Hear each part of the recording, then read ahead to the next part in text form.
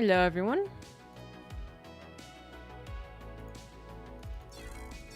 Cat's back. Look at him. Look at him. Oh, he's the sleepy boy. He's a boy. Come here, baby.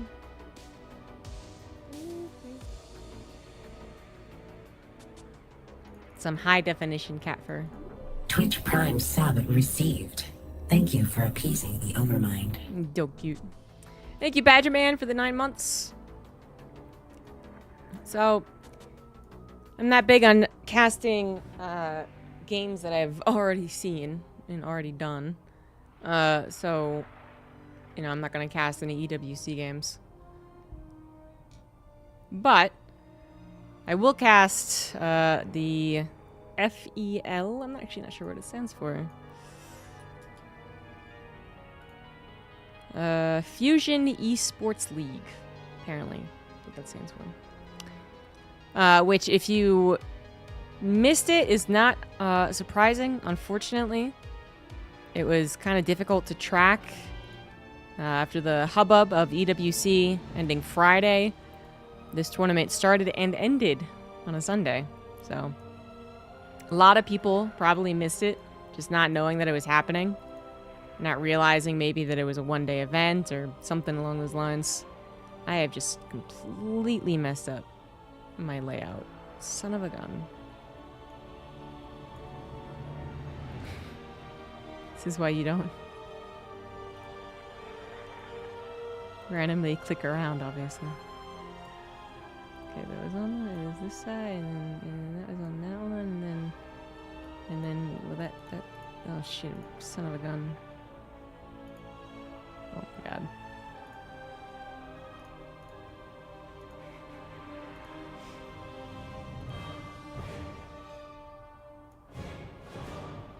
Stream preview.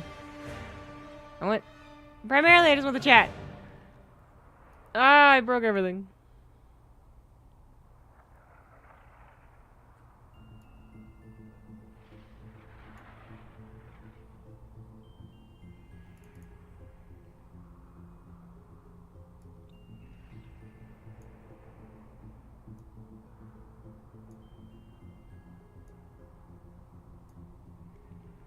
Is that how it was? Doesn't seem right. No, I don't remember how it was though. Son of a gun. Well, I'll work with it. It's fine. My Twitch dashboard layout is now completely broken. Completely. I thought there was like a reset button, but oh, here you go. Reset to default. That wasn't the default. Don't you fucking lie to me. There's no way that was the default.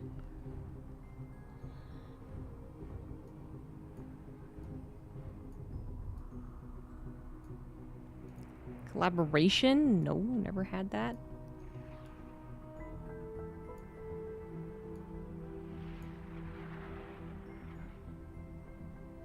Good lord. Well. The chat is back in places it should be, I guess. You know, the quick actions were on the right. And this was on the bottom.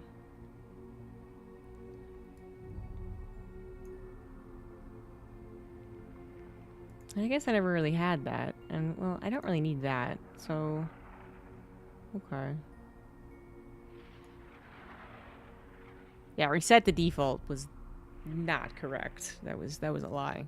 That was a lie. Okay, now everything's basically fixed. Don't need to see that. Bitrate's a lie, I'm pretty sure. Hasn't been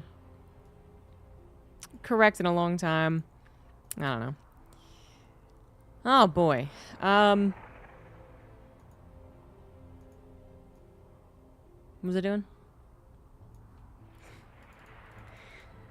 I was gonna cast these replays. Yeah, that's what I was gonna do. Alright. Thought about the EWC format, not a fan. You know, I've seen a lot of people discussing the format of the EWC and this FEL tournament. I had no problems with it. So I'm going to start off by saying that, just to get that out in the open. I don't know what the alternative you would expect there to be more than 5 series. So they had to play, you know, 3 here, 4, 5. Yeah, okay. And if they had lost, then it could have been... what could it have been if they had lost? 1, 2, 3, 4, 5, 6. So, I mean, almost everyone played 5 to 6 series. Except the people who did plans. I mean, there's no other way to do it. I actually am bothered by this light.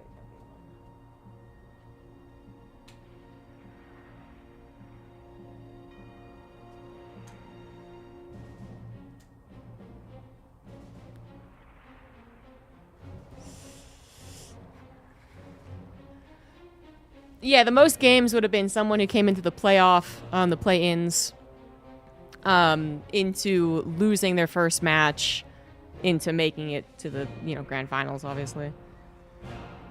But that, I just, you know, there's nothing else you can do. It's a 4-day tournament with 18 players.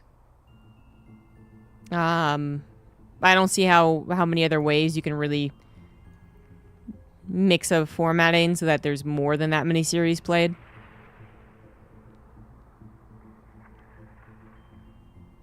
A 16-player round robin over 15 days. And the issue with round robin, you know, is that you have to have then multiple B streams. So we had one B stream that didn't cover very many games at all. But with round robin, you obviously, like, depending on how many series go at once, you have to have that many B streams. I personally am not a fan of that. I think it's, I don't know. This is not how I think about tournaments either. You know, I feel like people, they go back and they're like, wait a minute, how many games of that person did I see? And that's just not how I think about it. Because I was seeing other people talk about how they don't like that there's single elimination for the round of 8 and beyond, and I also don't agree with that. They're like, well, a fairer way of doing it would be double elimination all the way into a, you know, double elimination grand finals where it's a best of 7 into a best of 5 if the first guy wins, and you know. And I just like, I really don't like these types of formats and whatnot. I feel like it's a combination of having to consider time restraints. Right, how long the tournament is, how many hours you can actually feasibly broadcast, how easy to understand you want to make it for the general audience to follow, and then how clutch and like challenging does the game feel. Right, it's like these 3 things I feel like are sometimes not all considered when people start to dissect formats. When they're like, you know, well, I want it to be the absolute fairest, so absolutely give me all the round robins and all the double eliminations and all of the, you know, I don't know how it's called, but like a double elimination finals, where if the person came in the lower bracket, they have to play twice.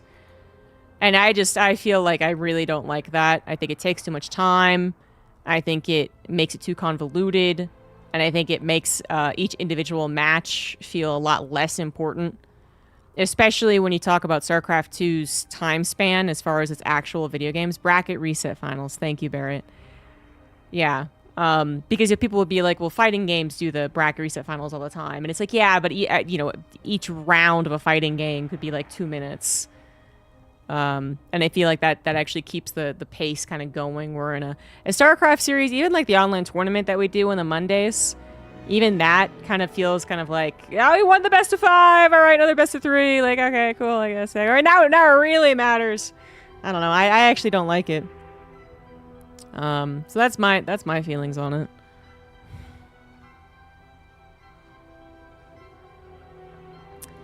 Leading into the actual tournament was not perfect? You mean the play-in stage or like the qualifiers?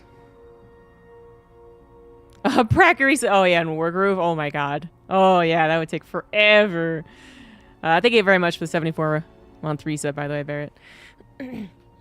That would take forever. And I actually thought the play-in stage was actually quite understandable as well. Which is just that, you know, they're kind of like not even supposed to be here to a certain extent. The qualifiers you didn't like. I mean, you know, for the limited amount of time that they had to try and make a qualifier way of getting to EWC, I didn't really mind it much at all. You know, and again, I know you like no one in my chat really spreads this really obnoxious rumor, but I was reminded of this obnoxious rumor like 2 or 3 times in the last week, so let me just reiterate. The reason we had such limited time to prepare for EWC, like EWC only was announced 2 months ago or whenever it was not EWC's fault. Just like the 40 people on stream, if any one of you was like, I thought it was their fault, no. If all 40 of you can go like spread the good word, spread the gospel to any misinformation you see on Reddit or Team Liquid, that would be nice as well. Because it really bothers me. I mean, you know, you could be like, we're just because you're a shill, it really bothers you. And I can guess, like, sure, but it's not like I have, like, the honor of EWC attached to me. It's just more, to a lot of people in StarCraft, EWC is actually, like, unfortunately, in many ways, but still, it's like a savior, actually. There would be nothing going on if EWC did not happen. And to have a couple of people bring up wrong reasons, let's just say it that way, to hate on EWC, there's maybe some other right reasons, you know? You want to go there, sure, but there's like, you don't have to choose the wrong reason to do it just because you made up in your mind that it was their fault as to why it took so long. I just don't, there's like 2 people at least who I see and I'm just like, it's not, why do you keep on parroting this? You have no idea what you're talking about. Where should we riot? I mean, kind of Blizzard as far as I understand it. I mean, I kind of, at this point, I've kind of forgotten what's private and public, to be honest. So, like, give me a second.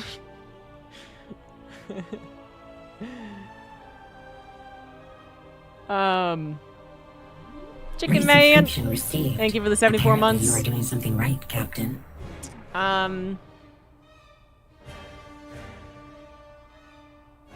Yeah, so I guess I could, like, okay, so the rumors, like, okay, so first of all, ESL, StarCraft 2, literally said in their announcement that the reason they took so long to announce that ESL, like, a league, like, EPT wasn't continuing was because they looked at every single avenue of possibly continuing with it, right? They literally waited till the very last second, which to many of us was too long, but you know, I think it was one of those things where, like, it was definitely not going to happen. Wait a minute, there's a possibility. Okay, never mind, that is not going to happen. Wait a minute, there's another possibility. So that already explains that huge delay on that one. That is a very public reason that's also actually accurate. The second thing was that, okay, why did EWC wait so long? And basically, I had only heard rumors about this, so I don't actually, like, I wasn't there. I don't know what happened. But is it that surprising if I said Blizzard was one of the reasons why it took so long? Would you be like, no, Blizzard's amazing, and Blizzard doesn't do anything wrong and has never screwed over StarCraft esports? You know what I mean? Like, I'm not saying it's, you know, factual, but yeah, you know, if I said it and I was like, it might have been them, you'd be, you know, in the lines. Yeah, that they just were like, oh, you're interested in StarCraft? Are you? What if we just, you know, made you do a bunch of shit and you kept denying us and we were like, well, yeah, we're gonna be babies about it. And then EWC was just like, look, we kind of weren't gonna do it and now we are gonna do it, and now this, like, you know, it's kind of like you know, like getting a girlfriend that has a lot of baggage or something. All right, it's like this girl's actually really cool. And, like, you met up with her at, like, a bar, and she's actually cool, and you've been on a couple of dates, and, like, you know, you're actually okay with how things are going, and you could kind of see a future with her as well. But then she's got this, like, fucking horrendous best friend, all right, who, like, hates you and doesn't want you to ever hang out with her, and you're just like, oh my god, I don't want to deal with this drama. Like, I barely even know you. Like, oh god. It's kind of like that, apparently.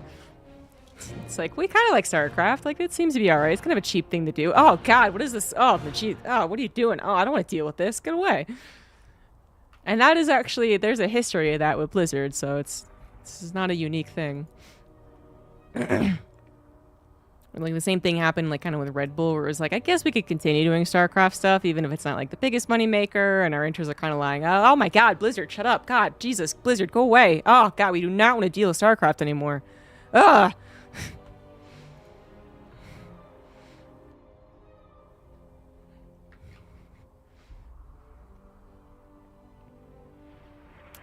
Well, technically, Microsoft has, you know, Blizzard, and Blizzard has Overwatch League. Whoopsie-daisy. Just knocked over a bunch of hard drives. I'm like Hacker Man with the amount of hard drives, portable hard drives I have connected into my USB dock. Hacker Man. So yeah, it's, you know. And then besides the Blizzard thing, it also kind of, I think, was something that was always going to be announced in conjunction with EPT pulling out. And that also would have added to some delay, I'm sure. But basically, like, from my understanding of the situation, EWC is actually the absolutely last organization you would blame. And in before, people were like, but EDLSL and EWC the same thing. Yes, but no. Yeah, you know, like, Microsoft and Blizzard are like the same thing, but like yes but no, because obviously they're like going to be like, you know, this big overarching department, and then they're going to give a lot of what's the word, independency to another department, and that's going to handle stuff, and like they're only going to be contacted about this, you know.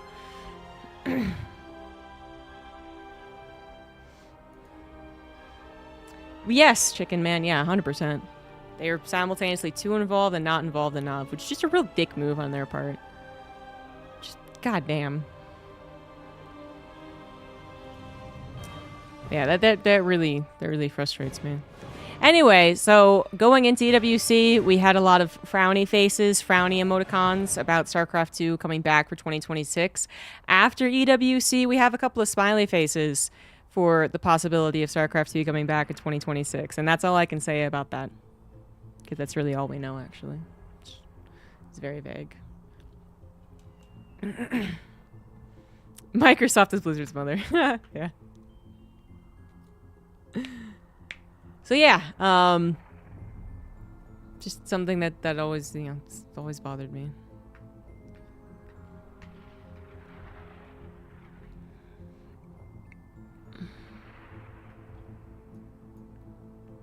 I know, I already went through my stages of grief too. Like I'm already past it.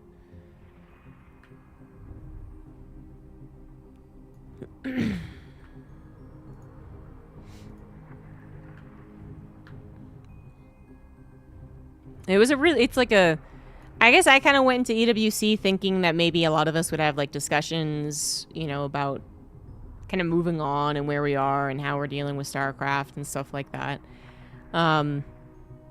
And then maybe it would be treated as more of like a goodbye as well, like on the broadcast to a certain extent. And then none of those things really happened. There wasn't a lot of talking about like the future and how, you know, StarCraft is going right now and our plans and that type of stuff. And then the actual broadcast wasn't really like that until the very last day when they had that video where it absolutely read like a eulogy. I don't know if you guys saw that video piece. I think it was before the finals, I want to say. But it absolutely sounded like a eulogy.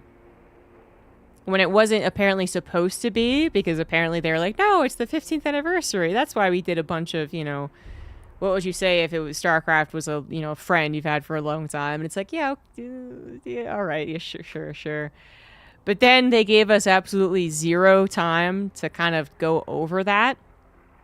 Where they played that video, it was like, that was nice. And then we talked about the grand finals coming up. And the grand finals happened. Oh, Sarah's great. Sarah's a go, blah, blah, blah, blah, blah. And then there was this long, very, there is this very, like, 30 weird way of doing the run of show. You know, Kalaris was even like kind of warning us beforehand for the finals piece, where he was like, yeah, so we're gonna have like a couple more content pieces, and there's gonna be like this big ceremony, and they want me to talk over it, you know, primarily. So I'll give you guys the look to say like, you know, shut up, which is fine, you know, overall. But it just ended up being very odd, because I guess, like, Roddy and I kind of expected when... Okay, so the thing is, like, we talk about the games. And then usually it's like this, like, and that is it. You know, Oliveira has won Katowice.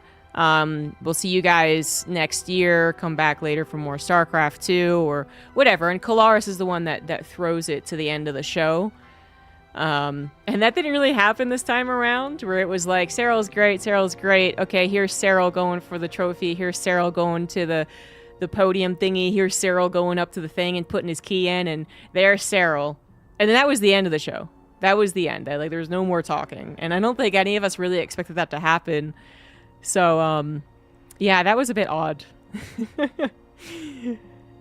I don't even remember what my last words were, you know. Usually Kalaris gives us each like a last words of how the overall tournament was and how, you know, brilliant Starcraft is and stuff, and he wasn't able to do that. It was very odd.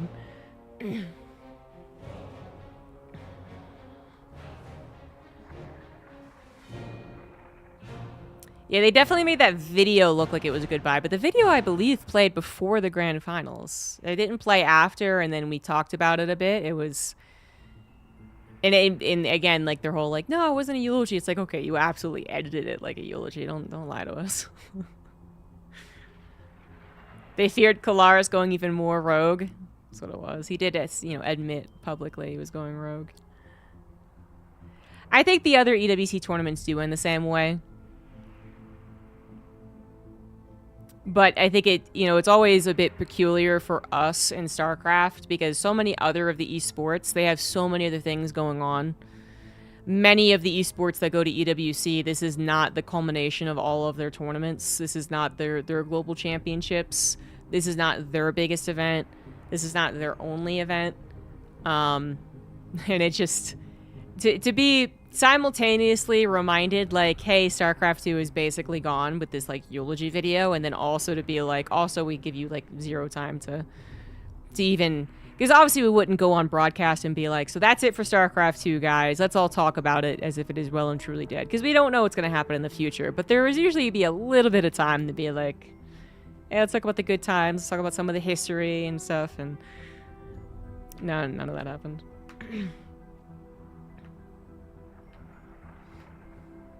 And I think just I mean, we're like we're like the third week, I think.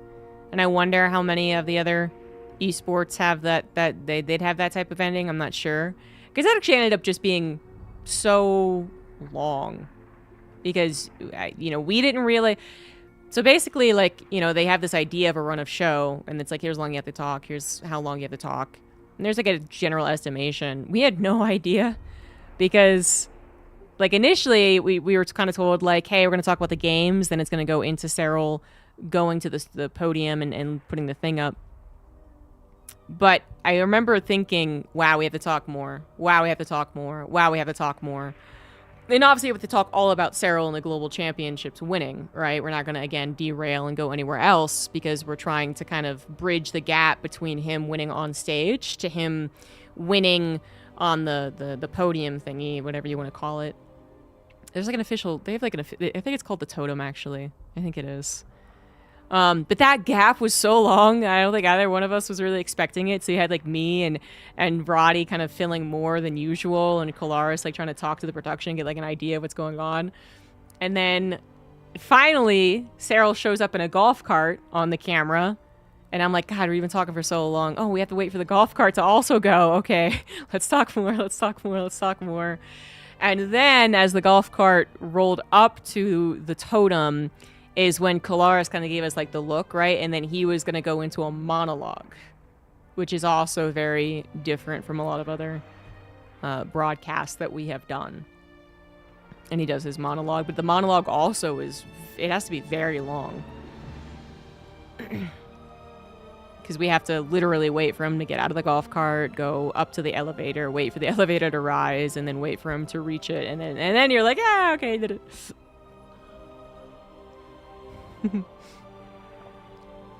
Cyril picking his broken keys was awkward. Yeah, apparently he didn't realize you didn't have to choose who you beat. Because we were kind of being told, I guess, alongside him, that you had to choose 2 people or 3 people that you had defeated. And he didn't want to pick Raynor because he's a friend, I guess, and all that. But he didn't have to pick Hero Marine either. He could have picked anyone. He could have picked Clem. He literally beat 3 people.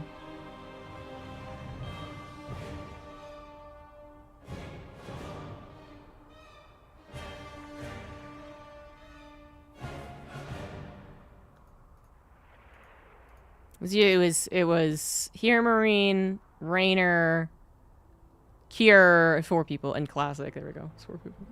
Resubscription received. And if he doesn't want to pick Raynor because he's You are doing friends, something then right, Captain. you know, it's like, okay, I guess I'll just pick Hero Marine. They specifically told him he couldn't choose Clem on camera. Yeah, so that was our understanding. So we assumed he was going to pick Raynor, but I guess because he's friends, you know.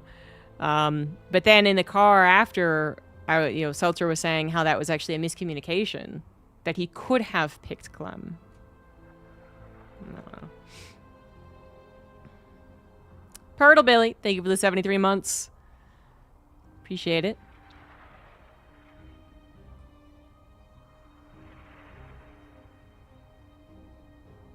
Yeah, it was just because there was more pomp, you know. There's like more of a ceremony than ever before in StarCraft or most other productions. It was just not the best paced on our side. Yeah. Not picking her was a homie move. Yeah, I guess. On the other hand, you know, I mean, they probably talked about it, or, you know, if you knew that Raynor was really upset about the loss, yeah, I could definitely see why you wouldn't want to pick him.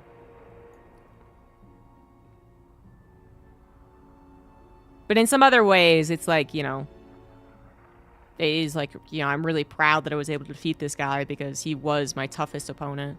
Where now he's not immortalized in any which way. Would be the only other, like, counter argument to that.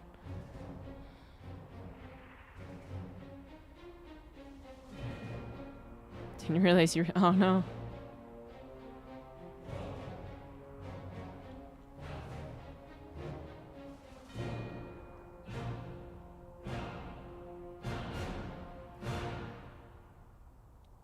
I doubt we'd get more days if we got brought back. One of the selling points I would suspect is that it is such a cheap tournament to produce.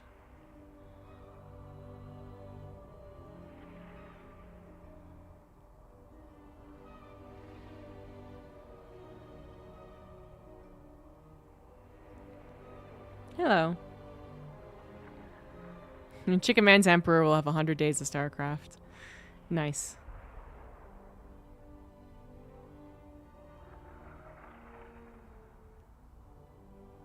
Could EWC produce StarCraft 2 tour of sorts? Yeah, so apparently that was something that was actually being pitched. And they didn't want to go for it, so...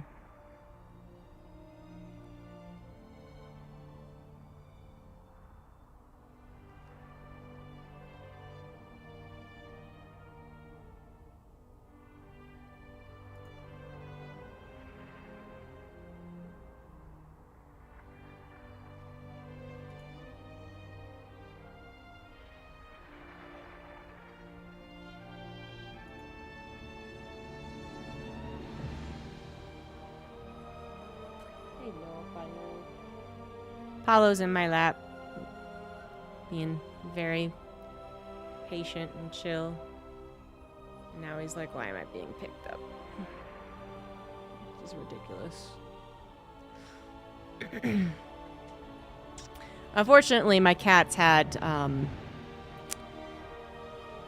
I guess, separation anxiety or something.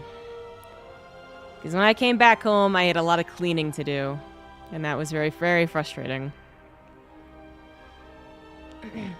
One of these guys peed on my bed. Specifically on my pillows. So I had to go buy new pillows and new sheets.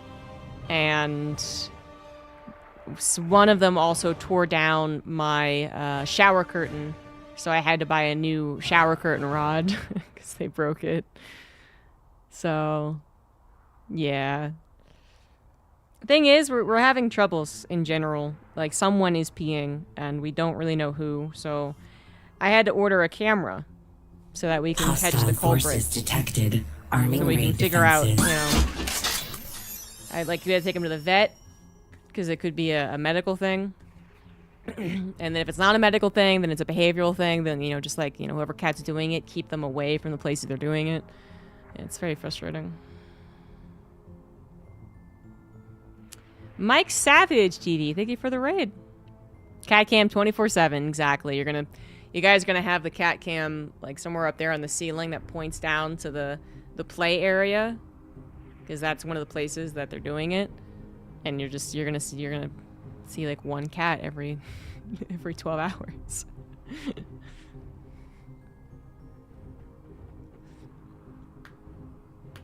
Do you reckon EWC will pick up Starcraft 2 again? So I summarized it like this. Going into EWC, all of us were frowny face about 2026. Very much frowny face. But coming out of EWC, there's a lot more smiley faces. There's definitely more potential for StarCraft 2 to come back next year.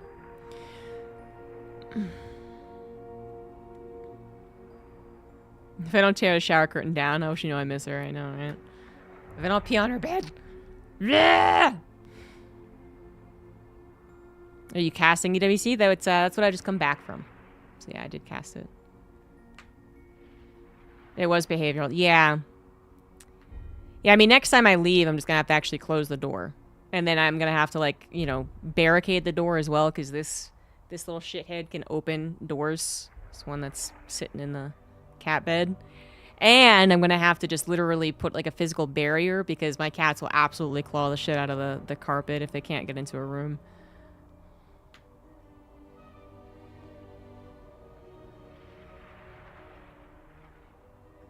The viewership is really good. So what was really important, apparently, is Twitch viewership. So we had always done, like, rather well on YouTube, but apparently that wasn't really a big deal. But Twitch doing really well was very good.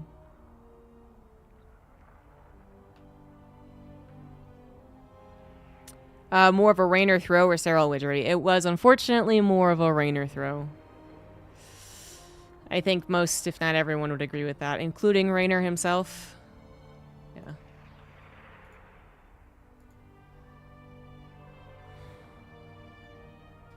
He just needed to collect his roaches together. I mean, he summed it up in his exit interview, which... Those exit interviews are very tough. I'm glad I don't have to do them. Katz does a great job with them.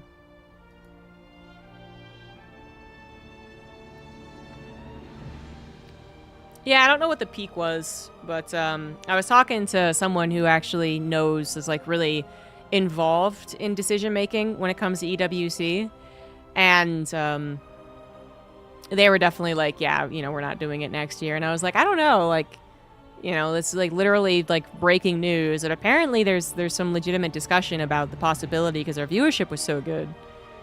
And he was kind of shaking his head, but then he stopped and he was like, wait, your viewership was really good. And I was like, yeah. So he goes in to search esports charts to see what our viewership was, and he was very impressed with our peak viewership, I think it was. Yeah, PV, I think, is a stat they give.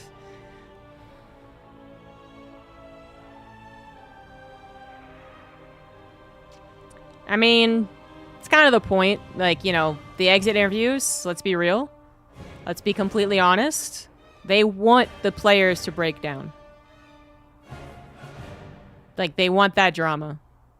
Just like when they're, like, zooming in on them when they win the game as well. They're like, fucking cry, goddammit. God, get some tears in there. Jesus.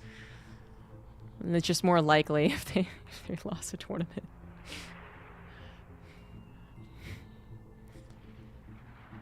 So I was watching chess this morning, actually, Mike, having never been really into the chess that much. And I was fascinated to learn that they are allowing chess.com, the chess Twitch, that's a good tongue twister, to stream this. So the viewership isn't on the EWC channels. Chess Twitch was getting like 18K or something. I don't know which day it is for Starcraft or for chess. But yeah, but EWC was only getting like 3 or 4K. Do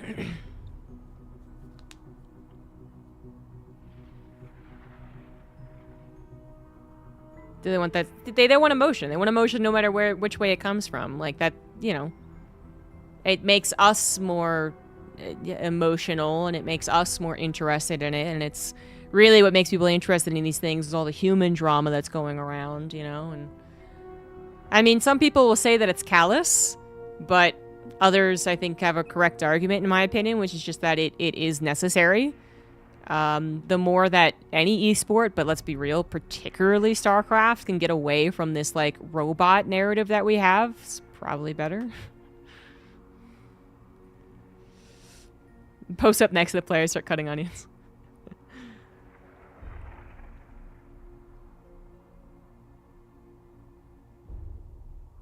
Weren't there StarCraft 2 streamers who were also allowed to cast? I don't know if co-streaming was allowed. And I didn't see what the viewership was for that either. You think get information a bit earlier? I think we would. Yes, get information earlier. But Blizzard is talking to EWC at some point about many things, but probably now also about StarCraft, so who knows?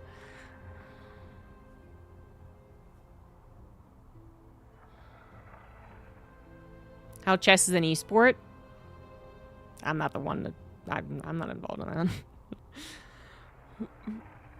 I have watched a bit of the chess broadcast, and I can say that it feels like a very confused esport. They are figuring some things out.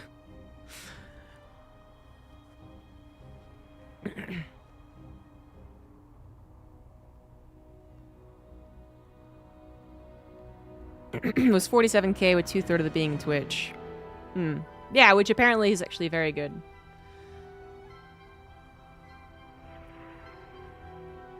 A little bit of a mean place to watch chess. Well, I don't know anything about chess, so we're talking to people, and apparently chess.com is kind of like the equivalent to ESL, which is like if EWC doesn't follow chess's demands, then it's not like considered like part of the circuit, or like points aren't allowed, or players aren't. I'm not sure, but basically chess.com apparently has a lot more pull than I would have expected. Anything on computers and esport now? I mean, I guess. Personally, I'm not that hung up on it. I don't know. I mean, maybe some people view it as taking a spot from another true esport, and I just don't think... One, I don't think it matters if we ever, like, we banded together collectively to be like, it's not real, it's not real. I don't think it matters. And the second thing is, I don't really think it really would ever truly be taking a spot away.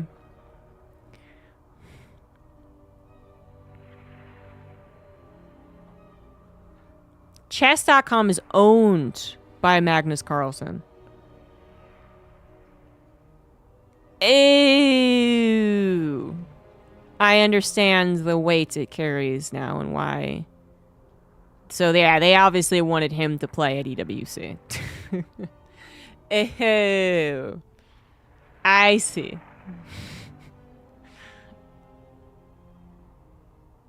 I don't know. Please don't call me beautiful.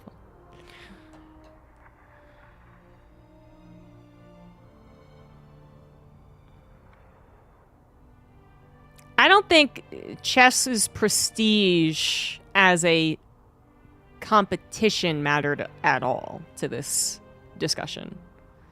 Just like StarCraft 2's, I don't think its prestige mattered at all. Hey, Casper. I thought Gary Chess invented chess.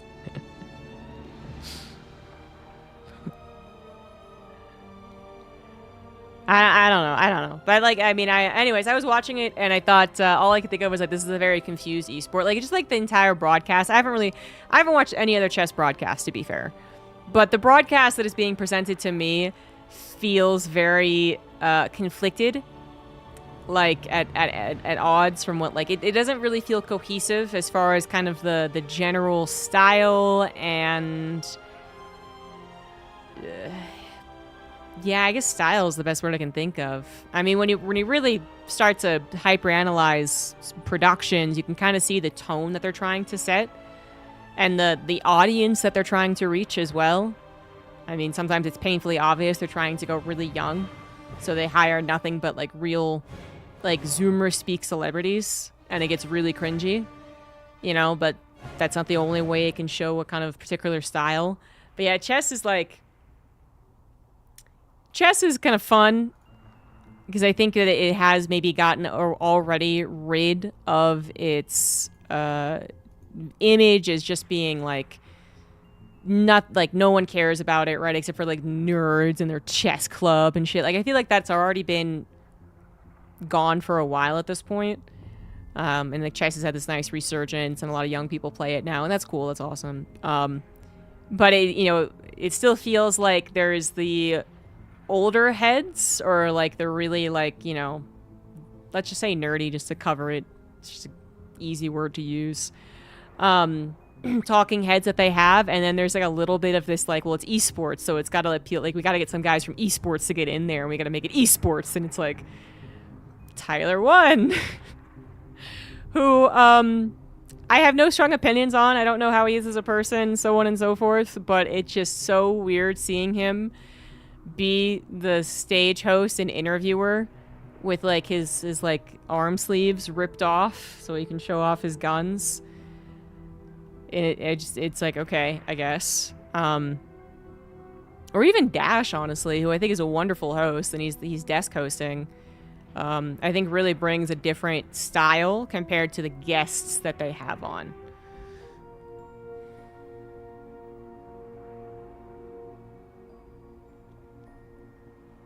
Magnus is an ambassador. I don't know the exact situation about that. It wouldn't surprise me if this is one of those things where technically he's not like, the CEO or something, right? But that he has such dramatic pull on the organization that even though he doesn't hold any type of like title that says he can make the decisions, he probably does. But I don't know. And certainly, like, his interest is in promoting chess still in this regard, so it would still make sense that, if Magnus, not chess.com, but if Magnus was like, I'm not going to go unless you have it on chess Twitch stream as well, they'd be like, oh, yes, sir, please, please.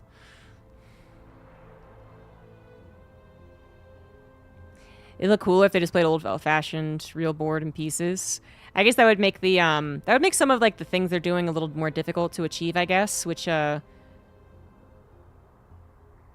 so much the speed game that they're playing, but like they as far as I understand it, watching a very limited amount of it, apparently in the middle of a game their program will actually show when a mistake is made.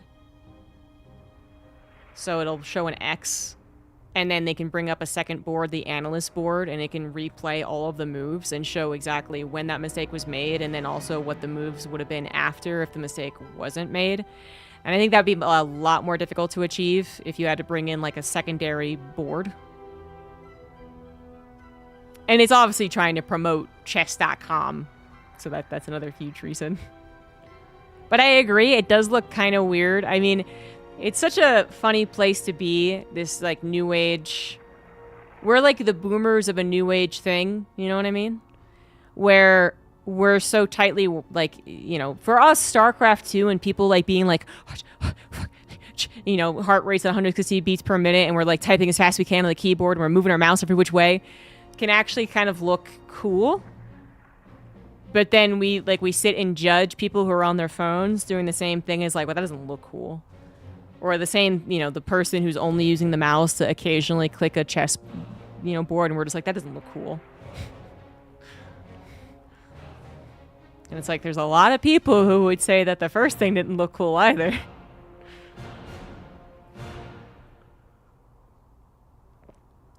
Nothing says chess like Tyler won.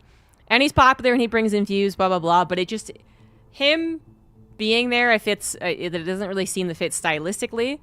But then more importantly, I would say it doesn't seem to be a role that would actually make full use of his personality or of his pool of viewers, right? If Tyler one was like, I'm going to be a chess, I'm going to be the stage host, you guys should come and watch.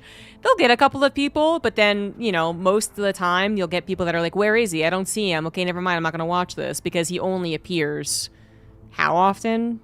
Like, and for how long?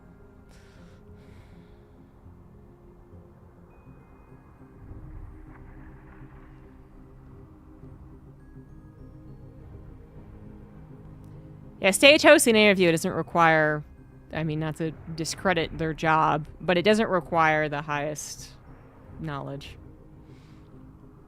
At the end of the day, the best thing you can do as a stage host is still ask the analysts and commentators.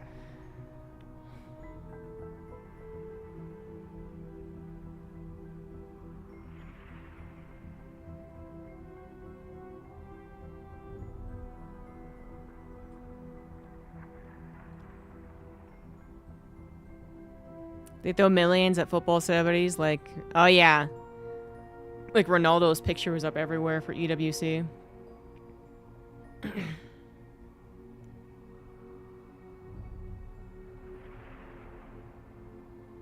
They definitely have a lot of money. That's for certain. Still using it in some questionable ways, in my opinion, but...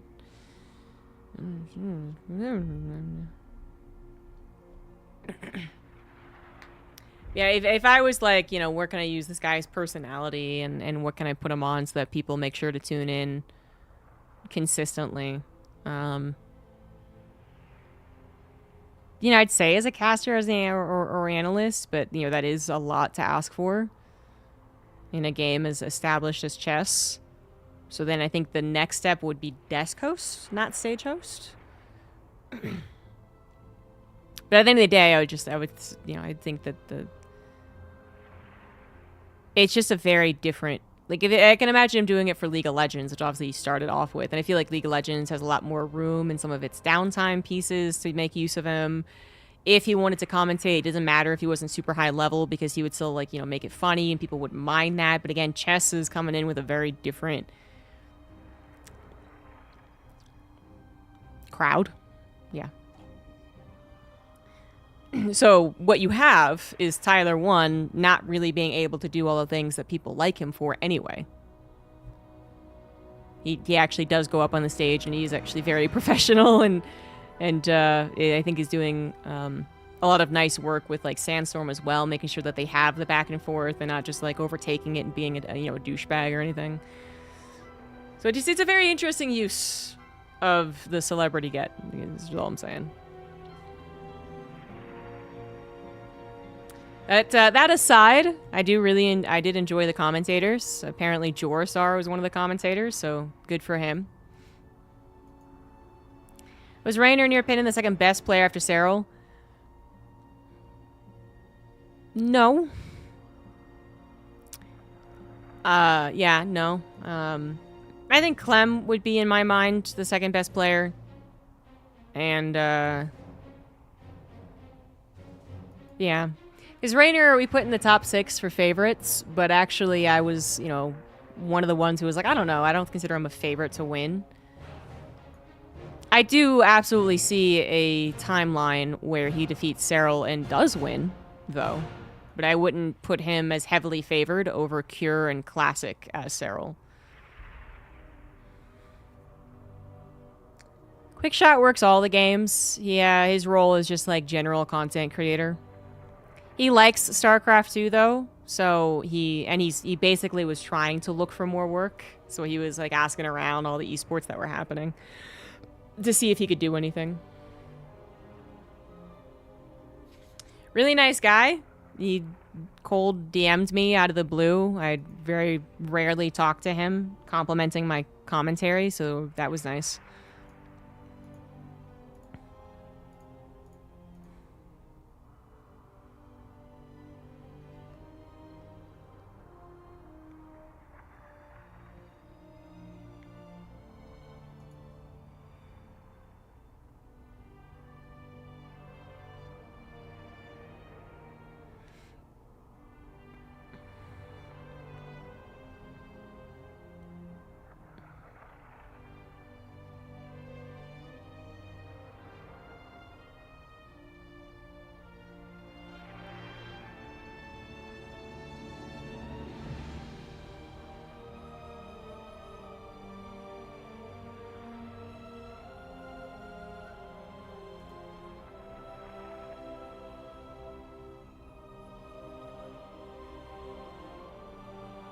Do you know if Winter Starcraft would let the cast live at LAN? No, I don't know, actually. I don't know if he's ever expressed interest, you know, and he, you know, was sad about not being hired for certain things.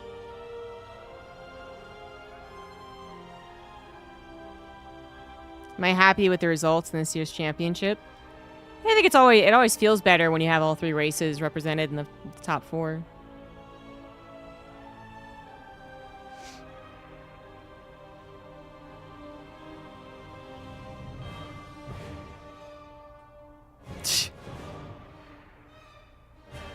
You know, I cleared it because I saw it was from Fear Dragon, but now, you know, I'm second guessing it.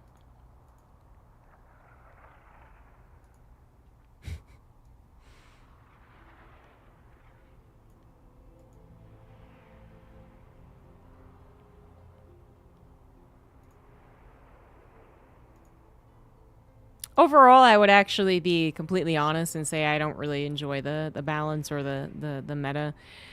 As usual, the big dramatic premier tournament offline did create better games and made some moves that made you wonder if there could be improvements on how the games play out, you know? But overall, I would still say that I am not very excited about what StarCraft's meta is right now and the balance of it.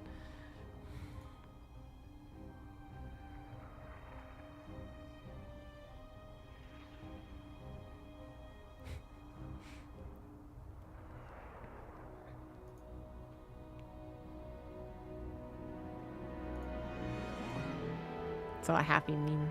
It's a funny meme. What are my thoughts on the 3rd place? Arati seemed to like it. I mean, I think it's very much good if there's a prize difference, and there was. I don't think it's that great if there isn't a prize difference.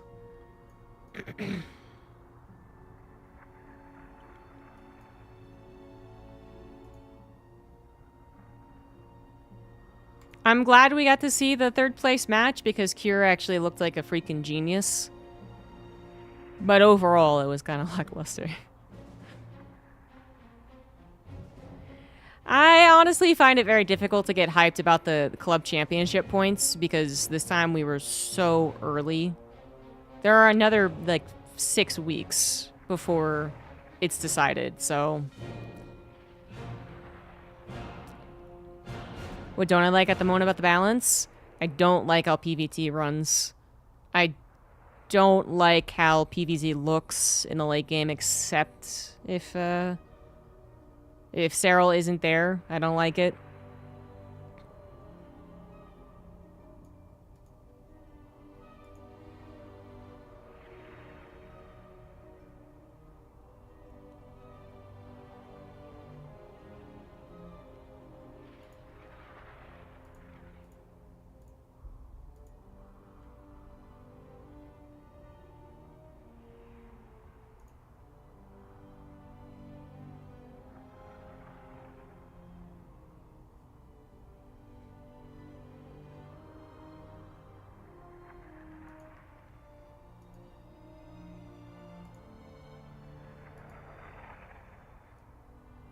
Paolo's being so cute right now.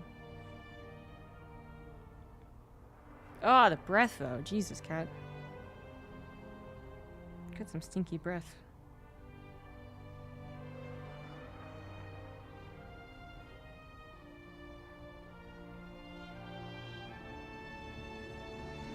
Yeah, I don't know anything about chess. This is the extent of my knowledge was watching the broadcast for half an hour.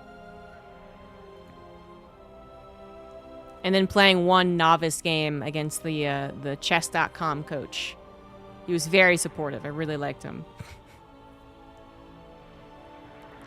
If I made a move that didn't make any sense, he was like, I like how you're creating space with your pieces. And it's like, well, thanks.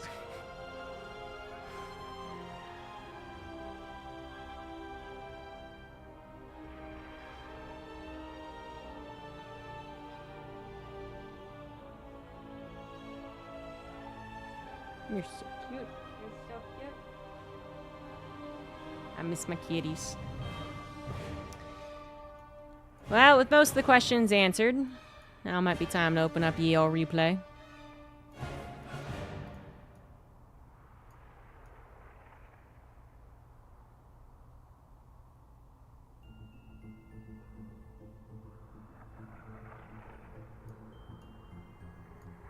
Yeah, I don't think watching PVT was particularly fun this event. And I think that was actually with some of the more fun TVP games that we've seen. So that's not a good sign. We get kitty traits? Yeah, maybe. Someone wants to redeem it, and I remember. Yeah, maybe. Seems want to do anything but 2-base. I mean, I'm a big believer in it not being the same. Like, none of us are good enough to be using our High Templars that well, and to be using space that well, and to be macroing that well. So, I mean, assuming that you're not GM, I think you can do whatever the hell you want in TVP and still have some pretty fun games or balanced games.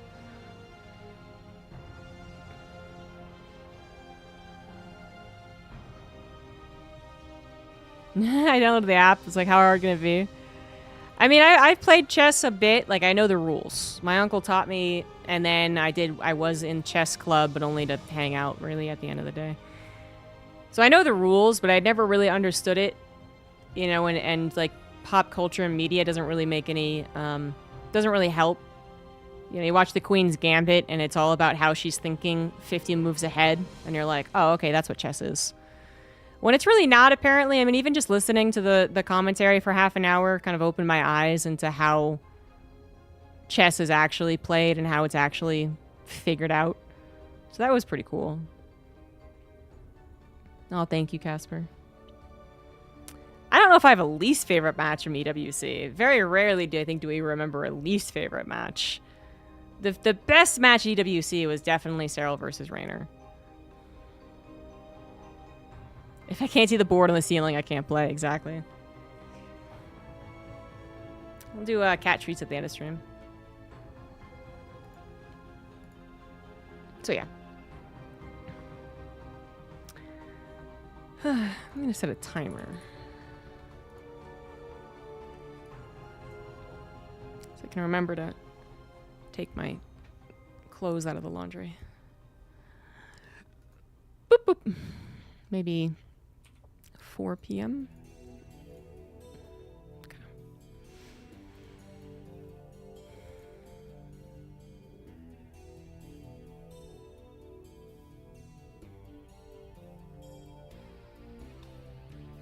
Raynor vs. Mara was second best series, I think. Third best series, I don't know.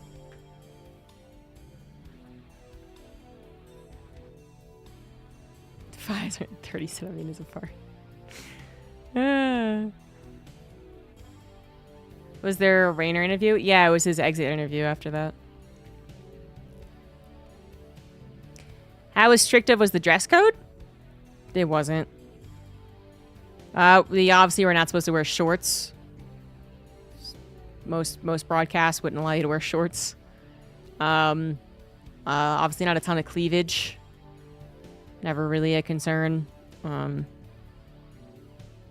I think like something like maybe bare arms, like if you had like a sleeve that cut off here, maybe you couldn't wear. But other than that, it's very much just like every other production broadcast guideline situation.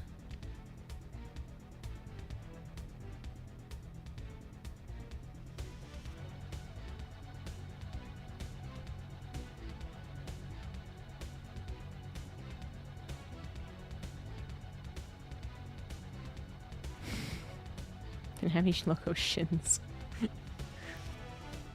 Yeah, I don't know. In looking at the attire across it, it wasn't any different from every other broadcast StarCraft 2 has ever done. So that's interesting. You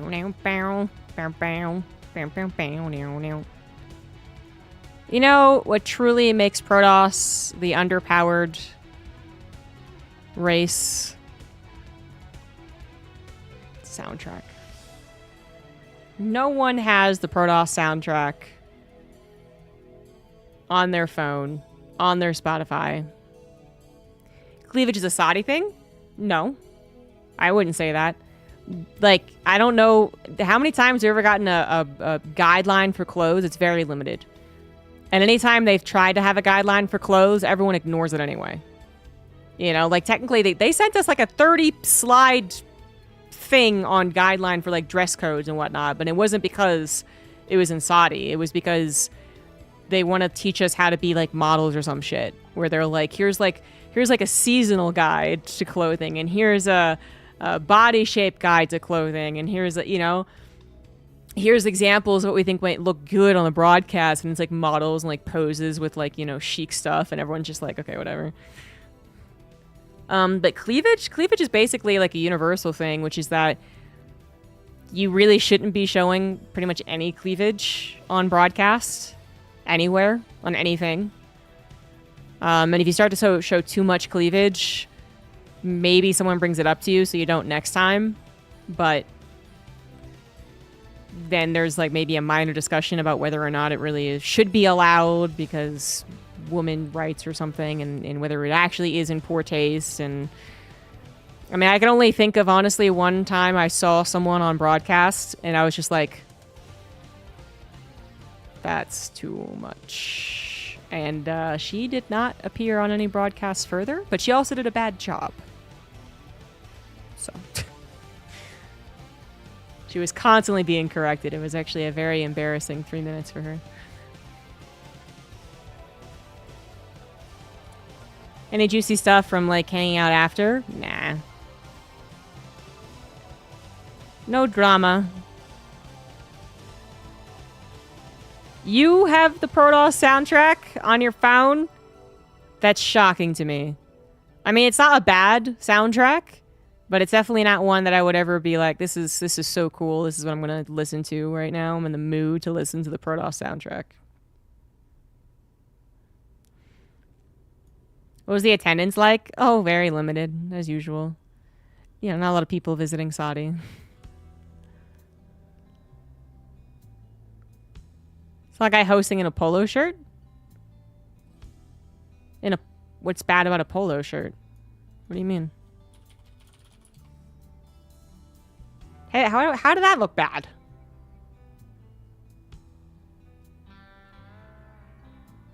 Polo shirt's pretty professional, I would say. Business casual.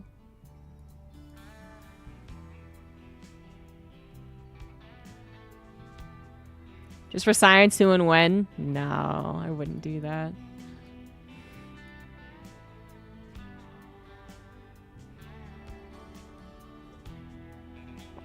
It's one step up from a t-shirt, but it is an important step.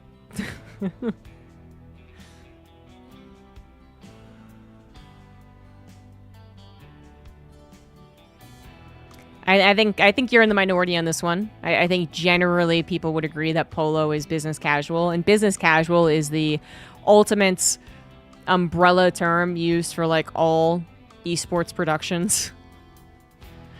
Where generally, like I guess ESL primarily, but generally they don't want you to be suit and tie.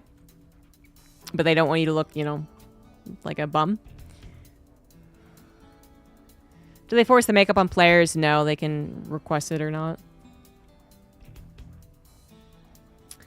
The Protoss soundtrack is like angelic, right?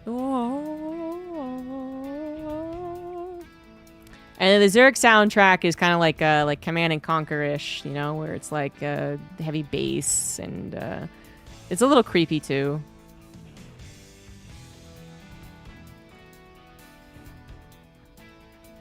Big guitar, and I don't know. I'm not a music major. Business casual is basically suit without tie. No, I'd say it goes below that.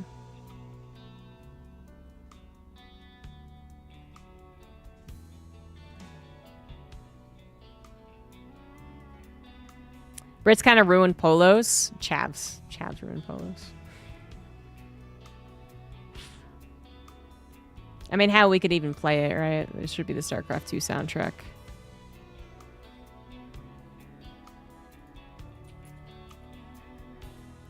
Or the Starcraft 1 soundtrack, either way. Obviously, the Terran is great. Everyone agrees Terran's the best. Terran 2, primarily, right?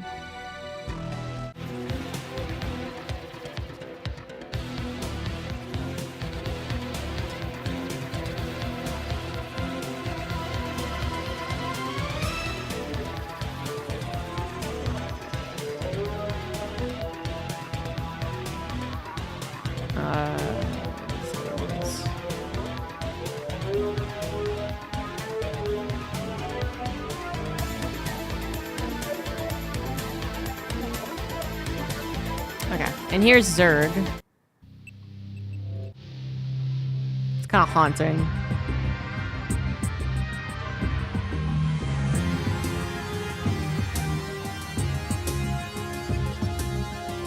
But I'd say it's pretty cool. Very memorable in my mind, anyway.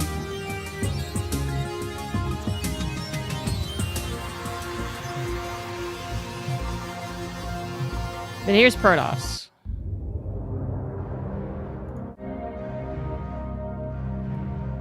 I'd say it is memorable to me, and as I said, like I think it's like a good soundtrack. It's very thematic as well for the Protoss. I think it's great in that regard. I just would never want to listen to it.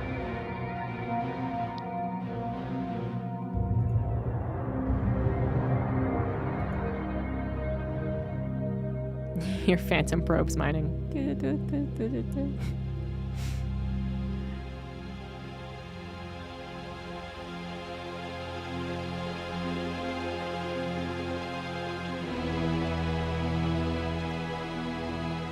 Coroni.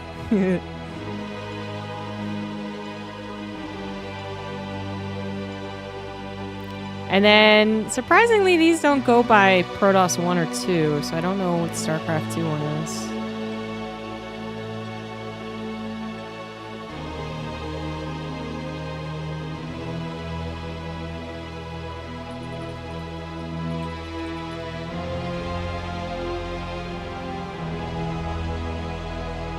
I guess these are all the Protoss themes.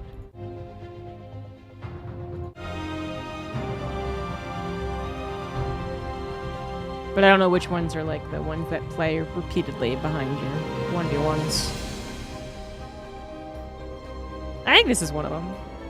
I really can't remember it, actually.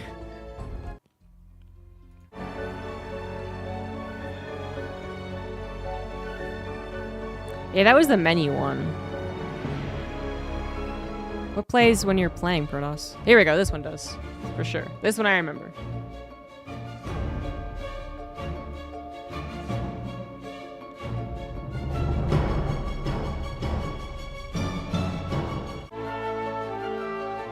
Which is okay.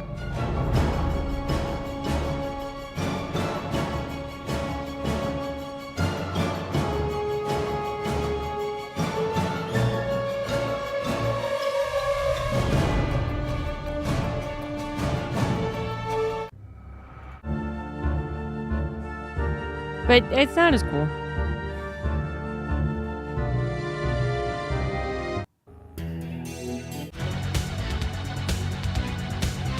Taryn wins out every time.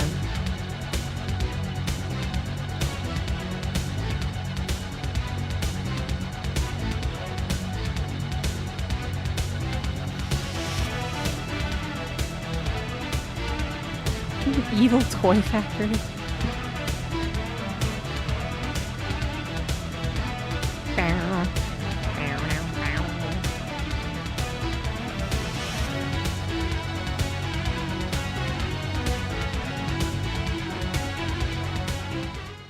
Anyway, I personally believe that Protoss got the short end of the stick, but it's all good and it all fits the race very well.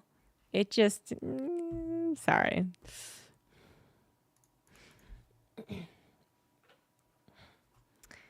Not as much.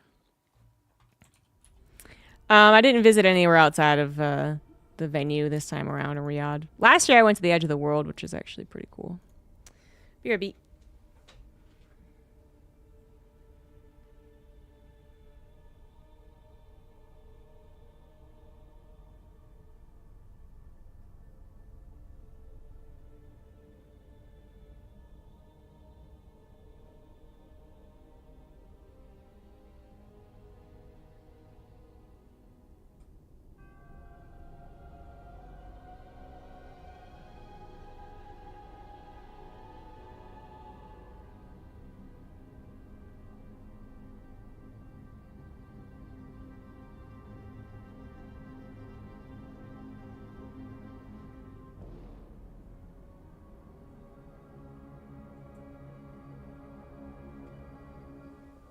All right.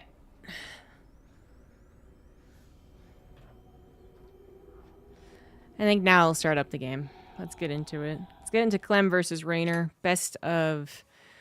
Oh, shit. I didn't look. I'm going to go look first. When I broke my Twitch dashboard, I apparently broke my ability to use the quick action bar. Which is like the only thing I really want.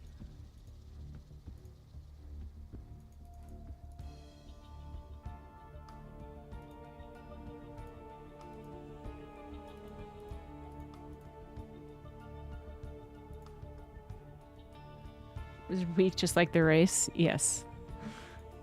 Very weak. Oh, thanks, Ghost.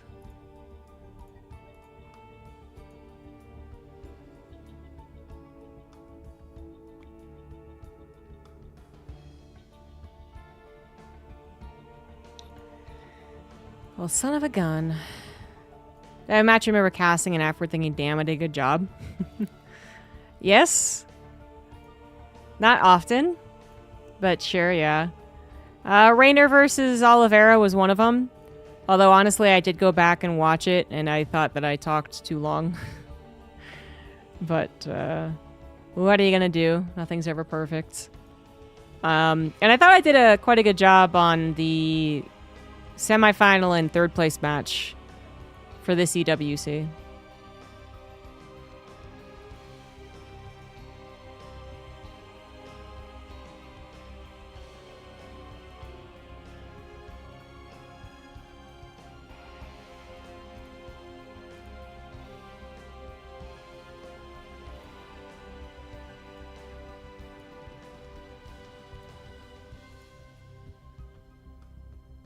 Wow, it happened again. So I reset my dashboard and then it just doesn't allow me to click on the quick actions. What the fuck? It's weird. Oh well, anyway.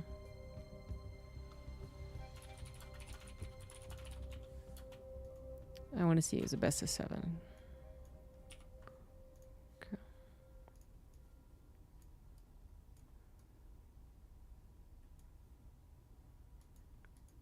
I know, yeah. I'll talk about that when we get in the game, too. Make note of the difficulties of this tournament. I don't understand why our Toasters and Taste are locking down the finals. Because people love them. Because people want it. I mean, sometimes it kind of sucks. Just, but it's not even like a them thing. It's just, you probably need more time than getting into the game to discuss this. But it does feel like StarCraft 2 is very locked in on nostalgia. You know, the order has kind of been set, and especially like when less stuff is coming in, there's going to be less opportunities to kind of make any waves in that regard. Like whether you're invited to any tournaments or all the tournaments, or you get the finals or the semifinals, or whether, I don't know, other things have to do with nostalgia, I guess. I don't know. My kid wants a cat. Should I get 2 kittens instead? You should definitely get 2 cats. But, I mean, if you just wanted 1 cat, you know, I would suggest getting an older cat just because they don't get adopted as much.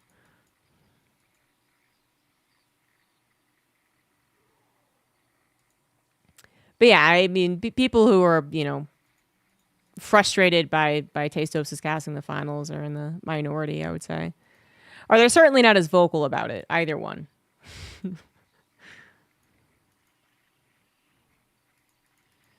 think this is 5 out of kid with an older cat. Well, I mean, they're going to have more fun with a kitten. And 2 kittens is almost, you know, the same as 1, except for obviously like vet bills. And they're going to grow up with the kittens, and that's really cute as well. You know, when they're 17 or 18, they still have their childhood kittens. That's pretty cute. But an older cat, you know, the benefits of getting an older cat would be that you would know their temperament. So you could get an older cat who had to be given up for some reason from a family, and then their temperament is chillest cat in the world, isn't bothered by anything. And your kid would not be able to bother it.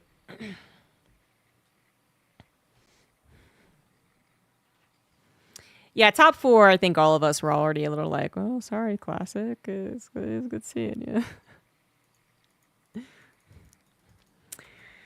Okay. Welcome to another StarCraft 2 cast, y'all. It's going to be one that maybe some of you were not able to catch. Kind of slipped in a bit under the radar, but it is obviously a good series because in the bottom right of a best of 7 here, starting off on Incorporeal, we do have Team Liquid's Clem. And on the top left, it is Team Basilisk, or just Basilisk's Raynor. So yeah, TVZ best of 7 was played out just 24 hours ago or something like that. But it went under the radar. Okay, well this can't go under the radar. What's going on here? Very quickly, because we wasn't expecting this, but all right. The FEL, and I should have had the thing up and running, and I didn't. As far as the, I think it's the Fusion Esports League is why it's called the FEL. Krakow, I was right, Fusion Esports League, was a tournament that was held on one day only, and it was a Sunday, and it was the day that everyone got back from EWC. So, unfortunately, why that happened, it wasn't because they didn't think it would matter, it was because they had already planned everything out for this tournament before EWC announced the time and dates, and, you know, it's just the way that it is. But this is an important note, not just for the context of the game and the tournament and why you guys didn't see it, but also, these guys are, like, off of a plane at this point, all right? Like, they got off of a plane, they took a ride to the venue while the tournament had already begun, and then they immediately sat down to play their games, and then just played all the way up to the finals, something like 6 hours, I guess, whatever it took to get to the finals, and now they're playing. But this is after their 6-hour journey back from EWC. They had, I think, like a delay, I think is also why it took so long. They should have been back faster, but there was, the layover was missed or something along those lines, and they still were able to play a very top-tier level and make it to the finals, which is what we're casting now.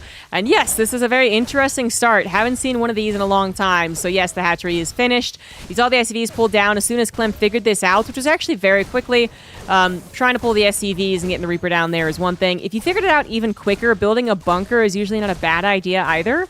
So this is where I think it would be maybe a little questionable as to how effective this is going to be as far as the defense for Clem. If you notice that as soon as the hatchery starts, you can pull the SCVs and actually get a cancel. You get out DPS it. It's a risk. It's a gamble, but it's technically possible. In this case, this is obviously something that is going to produce Lings and a Queen. And a few more lings beyond that. SCV's needed as a body blocker. Clem still focusing on just building up his... Still 1-max expand, just making sure not to add on anything so that he can continue producing army. Mass repair being surprisingly helpful. SCV is going to once again use their body blocking prowess to save these Marines. Every last Marine saved. No, one does go down. Second one so close to dying too, and it's not going to go down. Two Marines and a Reaper against just the one Queen. Second Queen is on the way.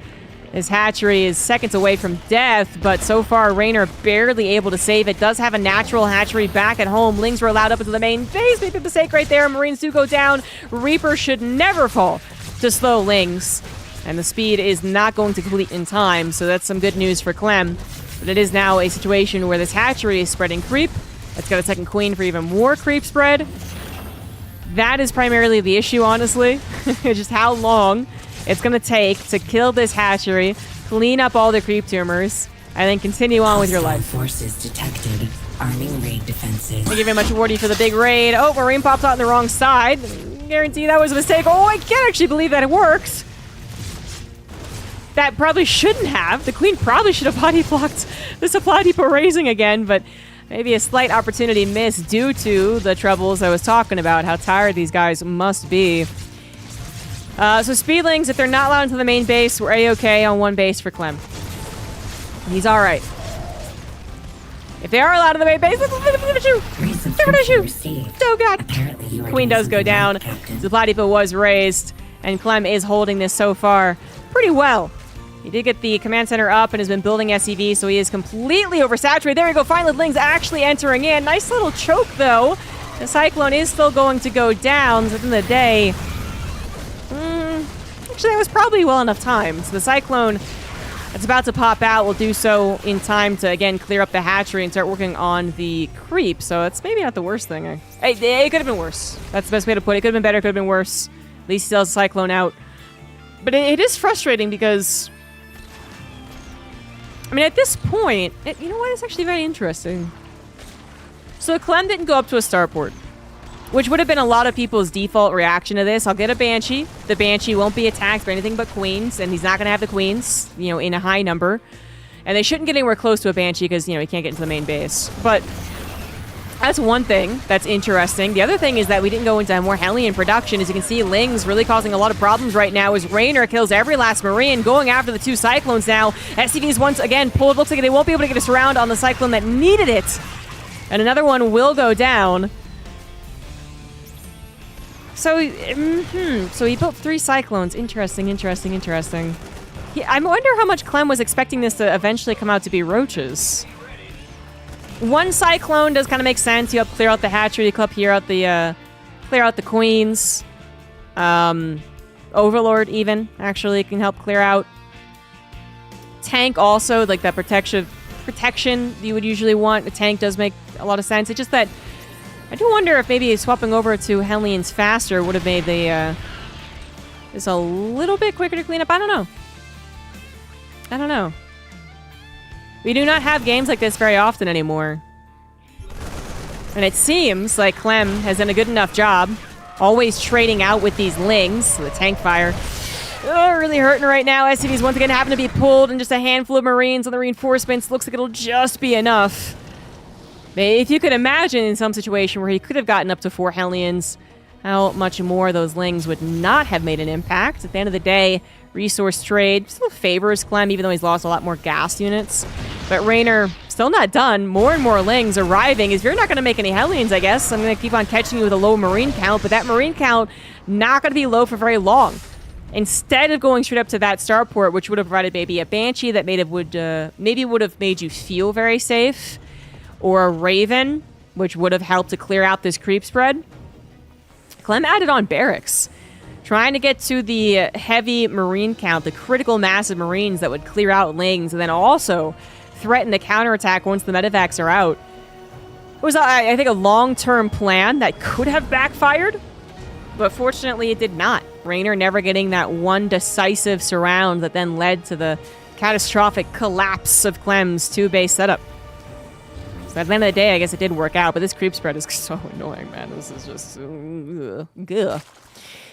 Do you want to take a look at Rainer's situation back at home? He's had to build a lot of links.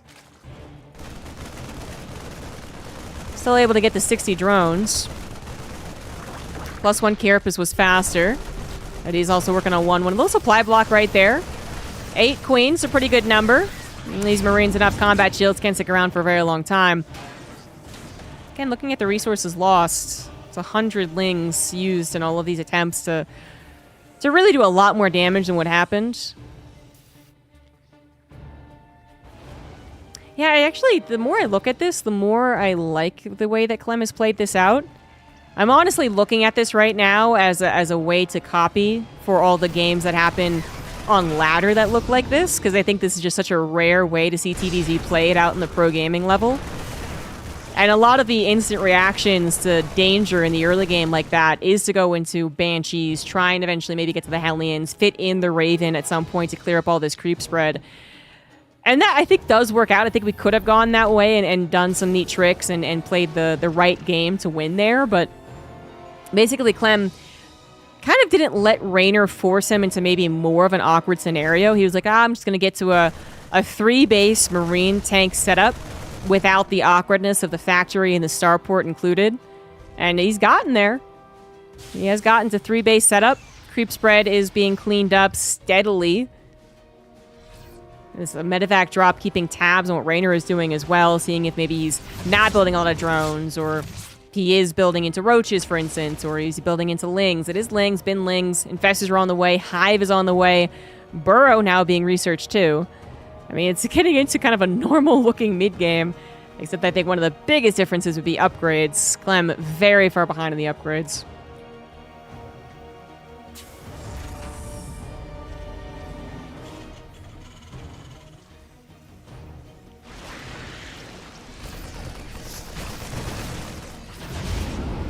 Infestors here to threaten these medevacs. I don't know if Clem quite got an eye on them. He's seen 5 bases, good number of drones. Nothing in the main base as of yet, but I think with the amount of army that he has seen or not seen, then I think he kind of maybe figures out this is going to go up to Hive. Doesn't seem too preoccupied in getting the scans down, to scout for it at the very least, so I think he figures he knows where the game is at this point.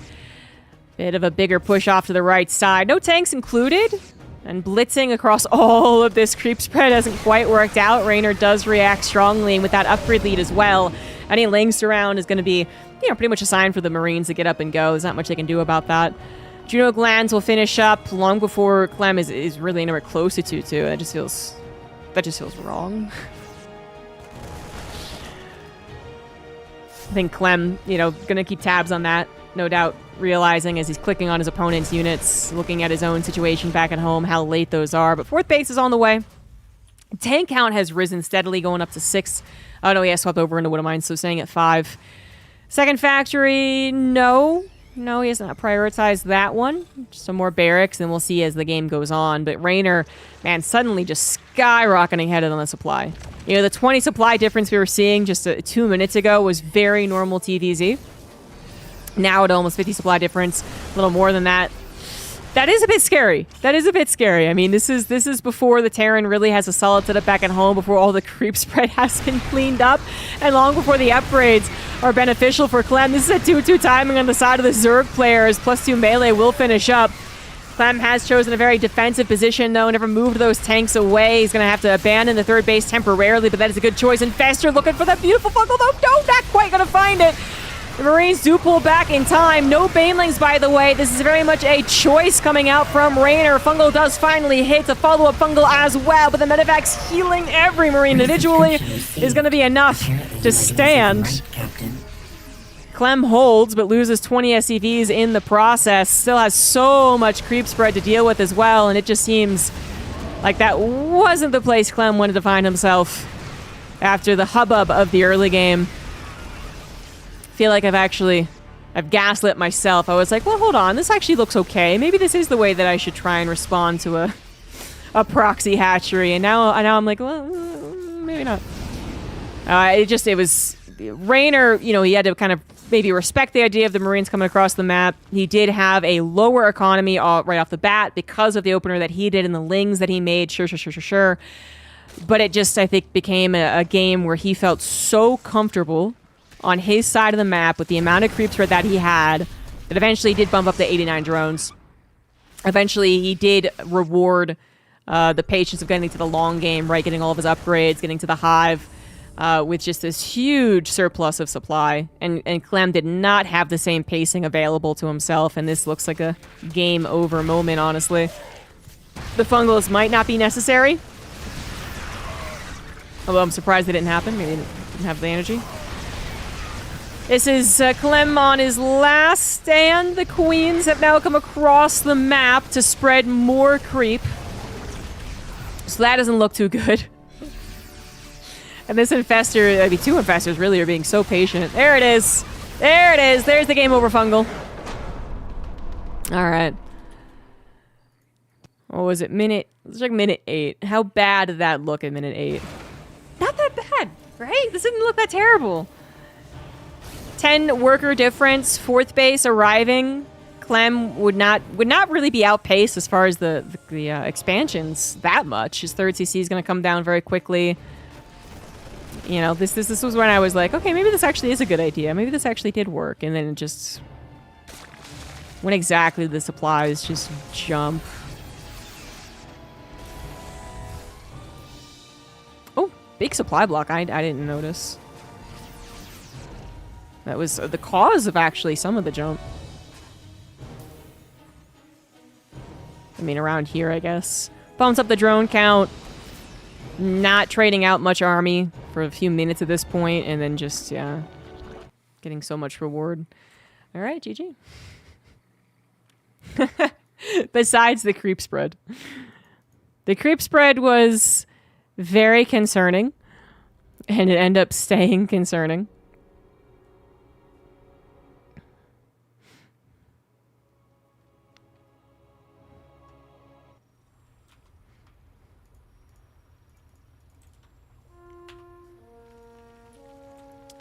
So game 1 goes the way of Raynor. Now we're on an Ultra Love. Bottom left is Clem. Top right, Raynor. Yeah, I still don't... You see it so infrequently in pro games. I would love to have a second replay available where the same opening situation happened.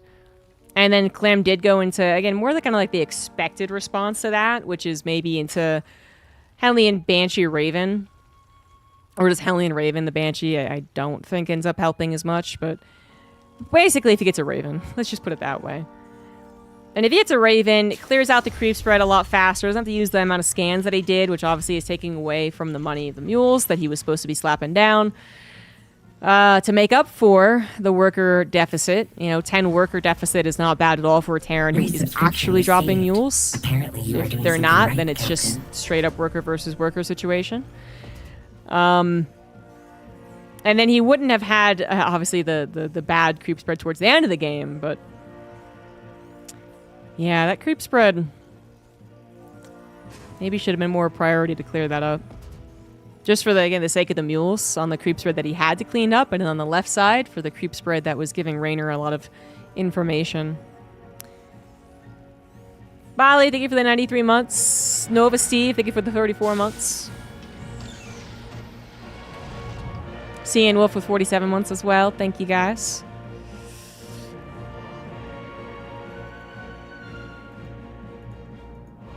Not generally a cheese scene from Zerg players, because, well, generally I would say it doesn't really work all that well. But there's a lot of what-ifs in that game. What if Clem held a bit stronger in one of those first Ling waves? If he had, then the critical mass of Marines to stop only Lings would have been we would have arrived to that point a lot faster. Instead, there was a reset every single time, and it was hard to call because it was like, well, he also had to make the Lings on the side of the Zerg. But a brief screen cap of 8-minute mark didn't really tell the whole story. Now to a much more normal game. One Rax Expand coming out from Clement to a factory. Raynor 3 Edge up and running. Thank you, Soulman, for the bits. And Oil No Habits for the tier 3 40-month resub.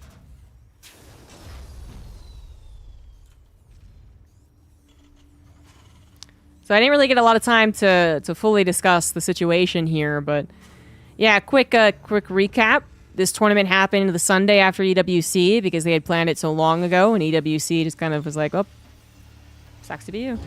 The players were supposed to get back to their home or to the venue, I guess actually probably to Poland directly, right? Before they did, which actually ended up being as the tournament started, they were arriving, so that you heard, you know, them making the... There's supposed to be an A stream, B stream dynamic, I think. Multiple games played at once, and they were waiting on players to arrive, so they said, okay, let's just play all the games in order on, you know, the A stream. It's a very peculiar setup that meant that these two and a couple others had to arrive in unideal scenarios. But to make it to the finals still. It's pretty impressive. But if we do see some more mistakes, like last game noticing Clem's pretty severe supply block, really. Like, you could just be like, oh, okay, that does make some sense. It's going to go into a 2-1-1. Second barracks was created. Overlord not even bothered trying to actually get nice, close, and comfy, so... Not going to see that for a little while. 4 Hellions were made, and that is going to be it. And with only 4 Hellions showing themselves, Rainer might eventually figure it's going to be a drop at 6:30. We have seen some trickery from the Terran in these TVZs the last week. It's actually been pretty cool watching Cure's ideas for trickery.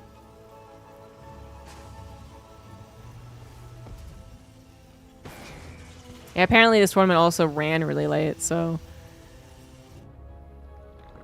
Started on ideal, ended on ideal. At least there was a good TVZ in the middle. I was watching Roddy stream this while I was at the airport in Frankfurt. Waiting in a 6-hour layover for my dreaded window seat 9-hour flight. I fucking hate the window seat, man. People would be like, at least it wasn't middle. I actually think I feel like I kind of prefer middle. I know that's like a real hot take. But received. Apparently you are doing, you know what? More right, Hellions are Captain. being made this. Oh, he's doing the Hellbat thing. Okay. All right, I'll talk more about my super hot take in a second. So Hellbats are being made. So he stops building Hellions to swap the reactor off, right? So he stays at 4, but to add one more from the factory is a little cheeky. You get the armory super quickly. You arrive at 5:30. I said 6:30 earlier. I'm going to say 5:30. I swear. You arrive at 5:30 with your 16 Marines, but then a little bit more. Those Hellbats are very problematic against someone who has 0 Banelings, no Roaches. Queens realize what's going on, get the heck out of there. Overlord will be killed. Doesn't supply block Rainer, but you really need to collect his queens together and then get a very good surround with the Lings, of which he has very few to begin with. Those Lings gonna immediately barbecue. The Queens trying their best, doing a bit of a spread right here, but they're just not killing very much. Their DPS is not good enough. And this... is it game over? It kind of could be. Let's say it might as well be.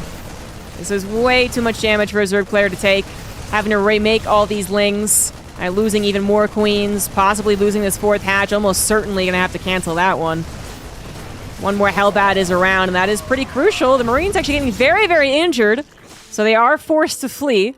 And the hatchery will stay alive. Rainer managing to make something happen at the last couple of seconds right there. Still took a lot of damage. 7 Queens went down. One's remaining needing to inject, so that's going to reduce creep spread for some time. It's also going to reduce follow-up help to these drops. Okay, one more Queen dies. Which, of course, they can be the ones to target fire down the medevacs. Behind this, Clem is on 3cc. He's getting into his tank factory production, already up to 2 tanks, which is good enough, and then also adding on a 2nd factory, so we will see that 4th command center come down as well. That was a lot of damage to take. That was a lot of damage. Not quite game over, but also a really good idea against someone who has been playing more and more with this Ling-only, no Baneling style. Most Zerg players are going to delay their Baneling nest, even if they do plan on going into Banelings for as much as they can, basically. So if they do figure it's a 2-on-1 drop, they have their defense at 5:30 of Queen Ling. That actually is totally fine most of the time. It's those Hellbats that make it different. And now Rainer has it on the Baneling nest. He's still going to have to wait a long time for centrifugal hooks. Tank attack already here on the front lines. Clem actually scans ahead, saw the bit of the army, didn't really... wasn't convincing himself that that was the place to stall out on the attack. Let's take a more cautious approach to this. 1-1 is going to be finished up soon for the Terran. 1-1 soon for Raynor as well. Once again, prioritizing that +1 Carapace, just waiting on the melee. Hive is on the way too. Macro Hatchery and 5th base off to the far left side. Clem just, again, playing very safe. Not really looking for a lot of headway there. Maybe waiting for that maxed out situation. It's interesting. I wonder why he didn't have as much faith in the attack right there. I guess seeing Baneling's made and Ling's waiting to get the surround. Figured it wasn't the moment to shine. And now a follow-up attack is on the way. Here's the drop heading over to the top left. Unfortunately, already losing over half of it. Raynor had preempted the drop. And in the drop, it just run over rather than being dropped over. Fuck you, bot. The drop, it actually does kind of suck that it lost already 6 Marines.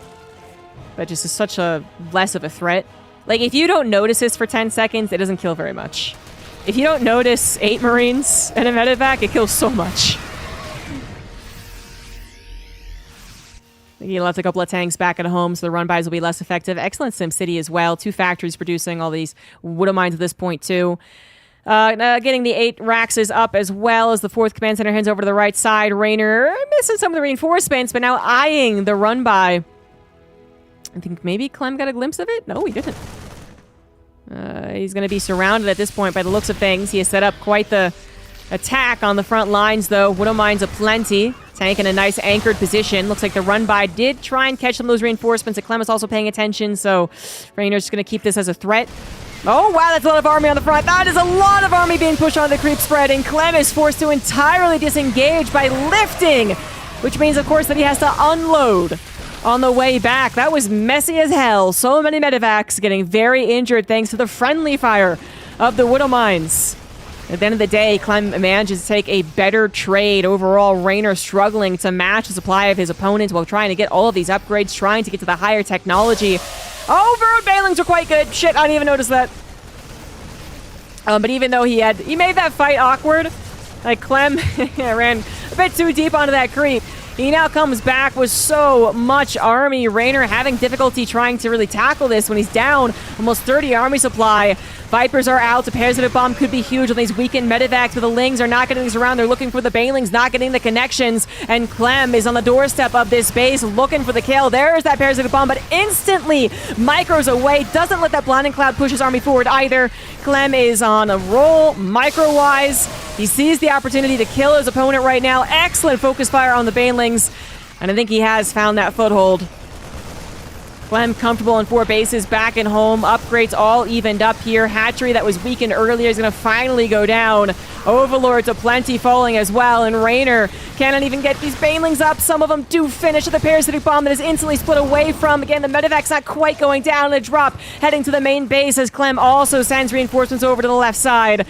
Drones are being evacuated. The main base is now in trouble. Banelings not going to get focus fired. Clem probably only just then looking.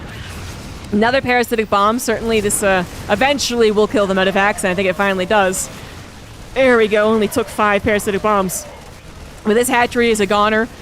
The attack is now shifted over to the left side. Raynor unable to get over the hump of 140 supply. Knows this is a very bad game for him.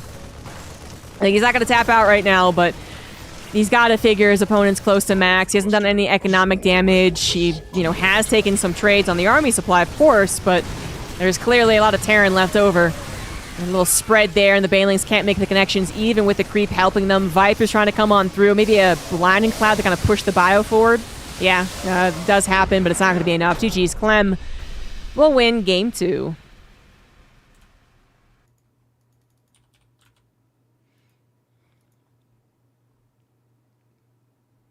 Hello, Zergling. Thank you for the 95-month resub.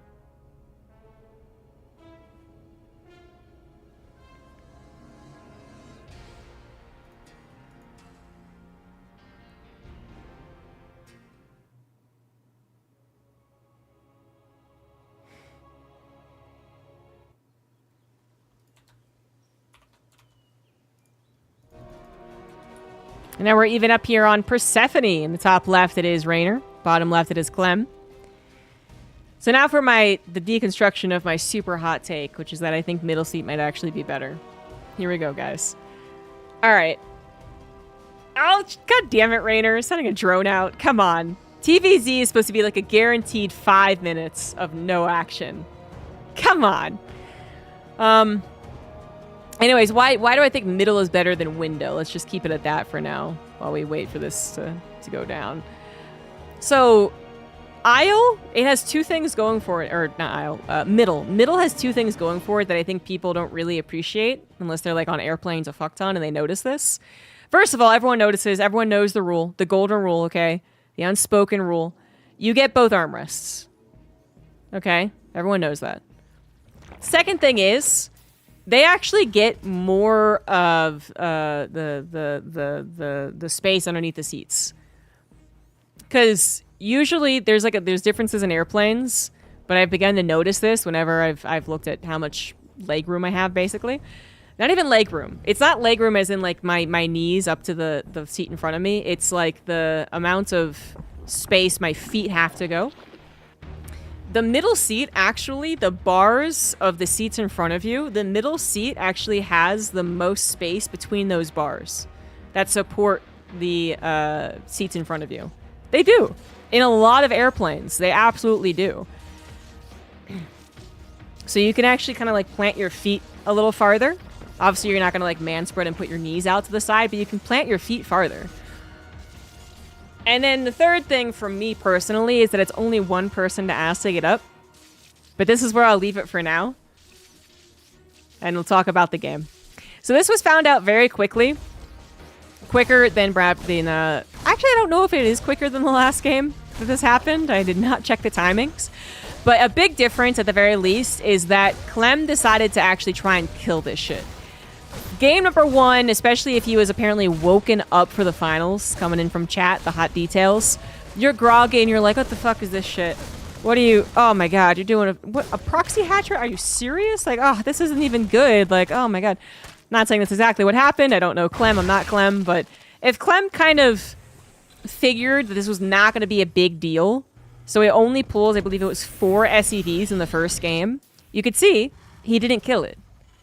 And it got low, but not even low enough to really go for a snipe. This time around, he's like, okay, I'm not going to deal with this shit. This is bullshit. Gets into his gamer mode, gamer posture. And just kills it immediately. Brings enough SEVs down to ensure its death. Before the queen pops out, before the lings accumulate, and they stop you from going after the queen that's spreading the creep spread, just nips it in the bud. And that's probably how it's supposed to happen every game, honestly. I was saying, like, well, you don't see it that often, so you don't see how they're going to follow things up. Actually, the really good thing to do against this is always nip it in the bud, get rid of it before it ever gets started. If only StarCraft was that easy. So yeah, that's, I think, a better response, a better setup for Clem, who has his high ground command center finished. Got a 1-1-1 on the way. Doesn't need the Wraith in this game. So maybe just going into, well, it looks like a Liberator, actually. He's not getting a Tech Lab. We know how good he can be with that. The Reaper die, it did just die. It was unable to see the third hatchery, but it might have gotten a kind of good glimpse at how many lings were created and kind of figured, extrapolated from that. Oh! Old school. All right, how about attack worked once? Let's do it again. Well, certainly they will not have a Baneling Nest. And in this game, Clem was able to at least get a scout on a particularly early Roachborn. It could be coming down right now at 4 minutes, although I'm not sure about the hatchery opener. Actually, I'm not sure with that. Anyway, probably not going to be roaches either. So a Hellbat attack sounds like a good idea. The reason that this isn't very popular anymore, though, this 2-base Hellbat attack, is because queens are still pretty good. If the queens collect themselves and they're individually microed, and there's any amount of lings to support them, generally, this Hellbat attack does not do the damage it once did 6 years ago. So let's see how that unfolds. We are at 4 queens only. 3 of them are collected together. Main base 1 coming on down now as he realizes what this is. As soon as you see the medevac, you know what it is. Oh! Oh-hoo-hoo! Man, Evo chamber block so hot right now. God damn. I didn't expect that one against a Hellbat attack. I like the idea. A little late to pull in the drones, however, means that 5 do go down. Queen falls as well. Medevac is being target fired. Clem just barely able to save that one. We don't have the Hydra vision. Now we do, and now it does go down. Evolution Jabber unfortunately finishes. Maybe he will end up using that, but this has been a bit of a chaotic 30 seconds for... Oh my god, every last Queen's gonna go down. Oh my god. Yeah, Rainer's pretty shit out of luck right now, I think. He's trying to build drones because like right now the problem is that he will clean this up. Case in point, he will clean this up, but he's already taken so much damage. Now the problem would be over defending, but he's already not done a good job defending, you know? So you got to get back into the drones, you got to get back into building the queens, which you can't afford, and as you realize that, that's a pretty bad sign, so that is going to be game. Clem, Hellbats, man. Coming back. Absolutely true with the planes. That's why window seat sucks. Thank you. I was afraid no one was going to be, you know, acknowledging my point. That everyone was going to be like, no, that's the stupidest thing I've ever heard. And I'd be like, look, maybe just not on planes that often. But thank you.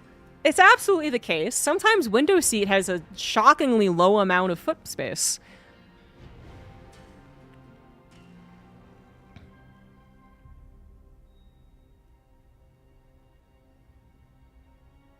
Okay.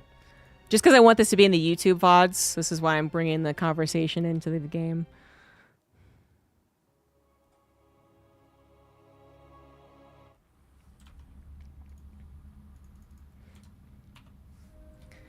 All right, now Clem leads 2-1, going on to torches, top right Rainer, bottom right Clem. And continuing on the window aisle middle seat discussion. To be absolutely clear, the order of preference for me goes, I think now, aisle, middle, window. And that just gets us the order of the seats. But legitimately, I believe that middle for me is better than window because I want to get up so often. Window is actually hell for me. I feel even more obligated to just shut up and sit there for all 9 hours. I feel cramped anyway because I don't have my left, you know, or right, whatever. I don't have, you know, both armrests. And I don't have as much foot space. But middle has at least that, you know?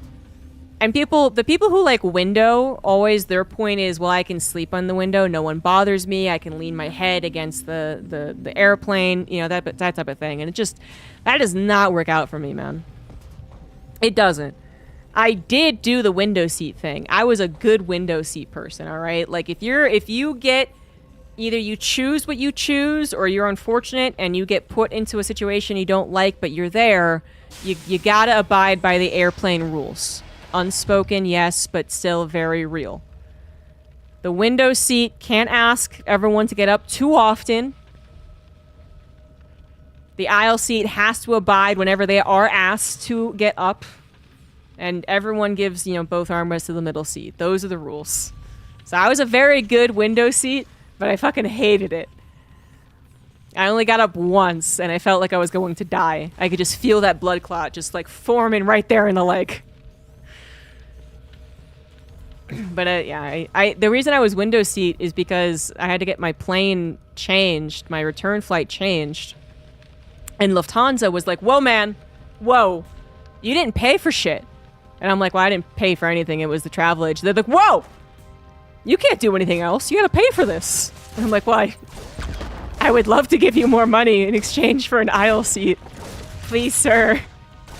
And they're like, no, you can't do that. You didn't pay us for the first thing. It was so frustrating. Never again. Never again. What if you have all three empty? Oh, I lie down.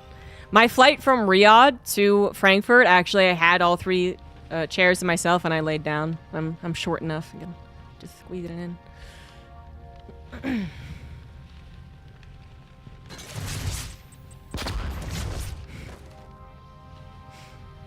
Hey, I actually got to look out the window for once, which No one's like, whoa, what the fuck?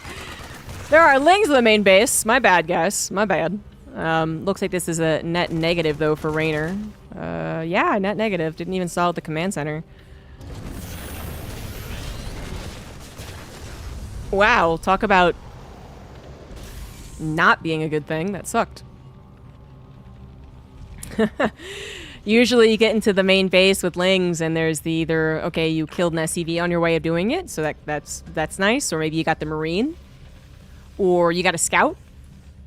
And I would say that this is still kind of a Scout. You saw that the factory didn't move over, but there's no guarantee that it didn't. Well, it was kind of a partial Scout. Still sucks, you really didn't get literally anything in return. So, Raynor built 6 lings, lost 6 lings. Lost a drone, had to cancel, building cancel a couple of things. Overall, it doesn't feel like a super great start. Raynor did mine out his side so he can take the triangle third, and is getting a Roach Warren at this point. In a pretty obvious location. If Clem had Hellions, he would have a strong chance of seeing it. But that is the if here. That is the interesting thing right now. So I feel like we've seen this more lately, which is the Banshees with Marine opener. So generally in StarCraft 2's history, it's been Hellion Banshee or Marines into the medevacs to drop the Marines. The combination of both is a little odd. Beyond does a 2-on-1 that has a cloakless Banshee because it kind of fits into the build that way, but that's still different than what this is, which is 2 cloaked Banshees. If a Zerg player were to see nothing but Marine production, they'd assume there's a second barracks, and 2 medevacs are going to arrive at 5:30. That's not the case. Instead, it is going to be a decent amount of Marines, but there's that little bit of Banshee play, which in one game that I saw did absolutely nothing, despite it being kind of clever. And the other game that we saw at EWC, it actually did exactly what I thought it was going to do, which was it surprised the Zerg quite a bit, and did end up killing a bunch of drones. The Banshees were just not what they expected. So at this point, Raynor is building a Spore Crawler or 2, actually, and they are places where they can move them into either anti-Liberator zones or even anti-Medevac drop zones. So this is going to save him from any of those unnecessary kills from the Banshee, which, I do believe is a surprise. Yep. Not much of one. The Queen's even in position. It's good.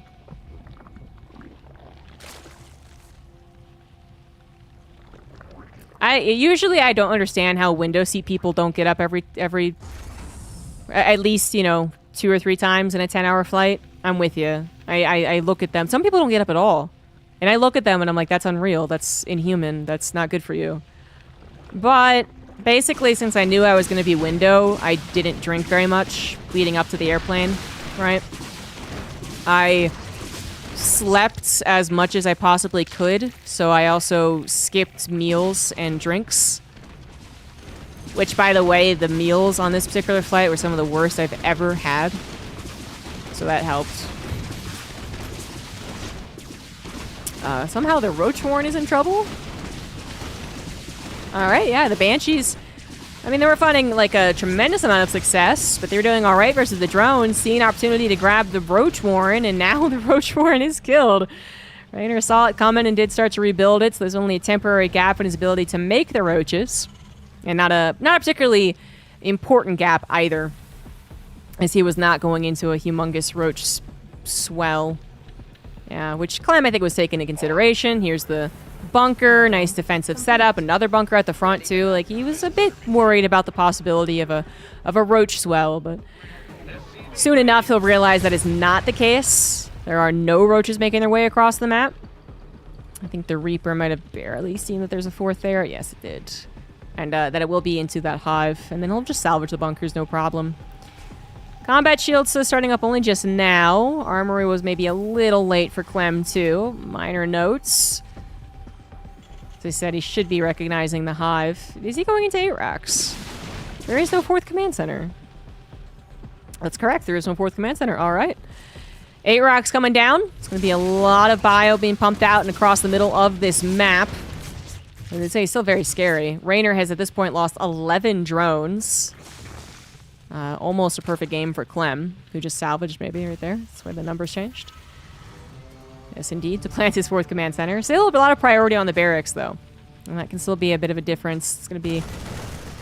Torches can be a very frustrating-looking map for Zerg players, honestly, the longer this goes. The Terran continually leapfrogging their... Not only their tank attack! Oh, that was a good fungal. But also their command centers can look really unfair, but... It's about the Zerg player trying to slow it down and stop it from ever getting to that chokehold that they're looking for, where there's a planetary right here that they're attacking from. And that was a good stop. That was a great stop, in fact. Raynor collecting quite a few Marines with that first fungal. The tanks, obviously, having to siege up in the middle of the map is going to slow them down as well. And all before combat shields was done, too. Now it's finally finished. Roach speed also finally finished. These infestors are going to do a great job of warning Clem off from trying to blitz after him.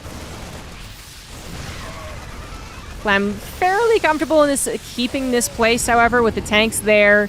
The chokes on his side, and Roaches not being particularly quick, so they can't really fulfill the surrounds that might be possible. Clem is going to keep doing this as he expands probably over to here. Or over to here, actually. 2-2, about halfway done for Clem. Raynor trying to get up to that 1-2 scenario. No Ultralisk Cavern as of yet. No Vipers as of yet either. Just some of these Infestors, Roach, Ravager. Fungal catches a lot of the medevacs, but no follow-up on them. Meanwhile, another squad of units looks for maybe a couple of Queens. Now forced to run away. Widowmine's popping off. Tanks getting jumped on. Everything happening all at once. Raynor going to look for the tanks primarily, and he is going to find every last one. Couple of medevacs as well, but that's still a lot of bio left over on the right side. More reinforcing down in the middle of the map as well. Baneling speed not quite done. +2 Carapace wasn't quite done either. Clem holds on to the supply lead. Barely gets off of creep. Mitigates the Baneling damage. The Baneling still with no speed. Finally going to start roly-polying. Making them a bit more dangerous as Clem moves aggressively onto this creep. He's going after the hatchery. Once the hatchery is not going to grab it, the threat of a possible fungal and the Baneling is getting up close and personal was a little too much there, so he is going to evacuate. Raynor is able to hold on to his side of the map. Banshee comes in for some revenge, apparently. The other one had died. This one came in, killed an Infestor and a Queen, I believe. Or just maybe the Queen. Okay, yeah, just killed the Queen. So 2 Infestors still in the running, but very low on energy. Here's the follow-up already. Is there even a fungal? Not quite. They're preempting it, though, because it is dangerously close. Once again, backing off of creep, trying to save those factory units this time around, too. Nice dodge away there. The Juno Glands also finish up as the Lings are now being included. Raynor desperately holding on to this position so that the domino effect won't topple him. Should he lose here in dramatic fashion? That is a base gone for sure, but instead of losing that position, Raynor is in fact winning it. Getting into the weeds of the bio, basically, and allowing the Banelings to make some connections, allowing the Roach Ravager to make some connections, and now even looking after the 4th base Planetary. A lot of medevacs are available, but where the hell is the ground army? The Planetary not being repaired enough as the SCVs have gone down. It will fall, and the Roach Ravager will be able to flee, at least to some extent. Clem does want whatever he can grab before it can leave, and he does grab a couple more units. Apparently Marauder's slow and not been involved in all of those fights, which I will say I think would have made a difference. I really do. There's a lot of fights there that Marauders would have tagged a lot more. But now it is done. Clem, though, he was broken. That position was broken. He was forced all the way back. He lost the 4th command center. That was a pivotal moment. That was a tug of war that whoever won it was going to really send the other guy reeling. And now Clem has a lot of recovery to do. I don't know if he's going to try to replace his 4th base or just try and lift his main, but not a great start to the recovery as his little push out to the left side is fungaled. Lings with the Juno Glands. Very effective in these low unit scenarios. A couple of parasitic bombs to grab the weakened medevacs. Not too bad as well. Clem did replace his 4th. They didn't quite catch that, but he is another 4th on the way. That means he's got another chance to even things out supply-wise. But his aggression, as we can see, is just not working out here. His supply does not look very strong, and I think really at this point it is about trying to get maxed out again and then see if something can happen with that. You know, that is your first goal, and then maybe worry about something like winning the game a little bit down the line. But if you are just going to play defensive, thinking, okay, I need to recover, I need to recover, I need to recover, that's when the Zerg player just snowballs. So Clem is trying to keep up that pressure while also establishing his economy, but it ain't working, it ain't working! Oh, the cracklings just took on the bunker and that command center so quickly before Clem could even respond with a lift. He was simultaneously trying to micro against the front army, and that just was a terrible sequence of events, which he also loses 20 SCVs to the Lings, finding the third base without protection. This all went to shit very quickly. Look at this fungal with the parasitic bomb on top of it. Oh my god. That is it. It's done. Game over, man.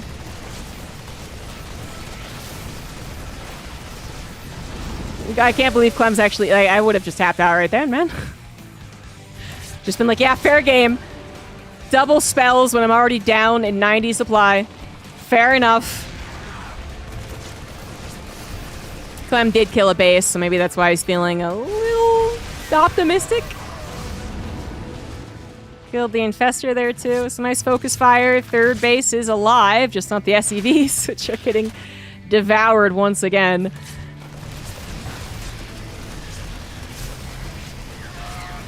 A Terran and his dreams of medevacs flying around the skies. It's a beautiful sight. It's what every boy Terran dreams of when they look up in the sky. Super Saiyans. Flying around, bridging 100 supply gap, 50 or 60 of it in army supply. I don't think it's gonna happen though, man. I don't think so. I don't think Superman's gonna come in and save you. Clem's like raising the S flag and everything. No, but seriously, he's really giving this a go, isn't he? It is an overwhelming number of Zerg units. Wouldn't mind not getting the shots. Third base not mining. Clem does not want to play more games than he has to. He wants to win this one. That ain't gonna happen. GG's. Rainer will tie up the series.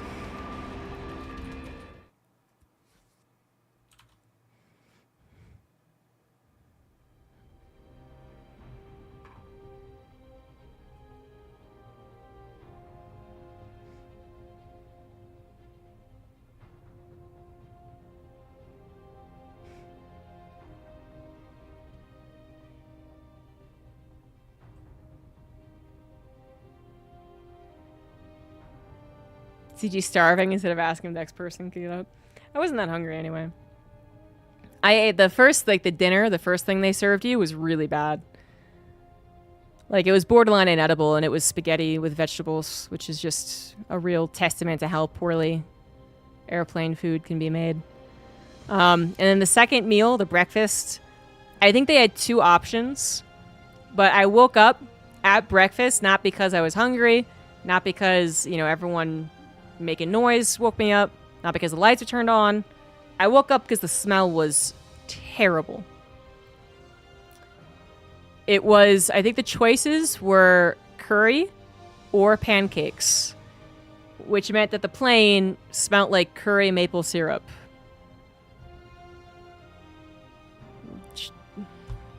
It was terrible, man. It was terrible.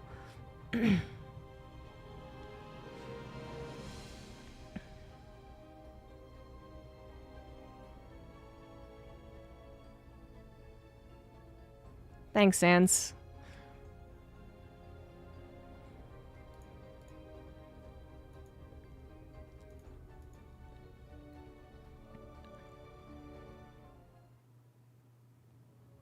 I mean, well, because we were landing at 3 p.m. local time, you know, they offered either a breakfast or a dinner, I guess. I don't know. I know they had curry because the lady next to me had curry, and I know they must have had maple syrup because I could smell it, unless someone just like brought out their own maple syrup.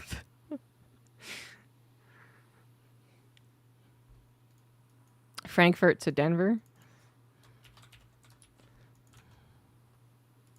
Don't know how many Germans are hiding a bottle of maple syrup in their carry-on.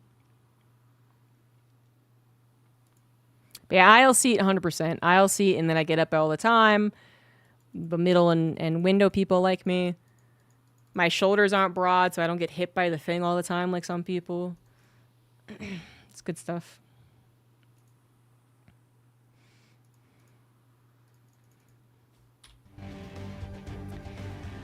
All right, game number 5 is going to be on Tokamak. Bottom left, it's Rainer. Top right, it's Clem.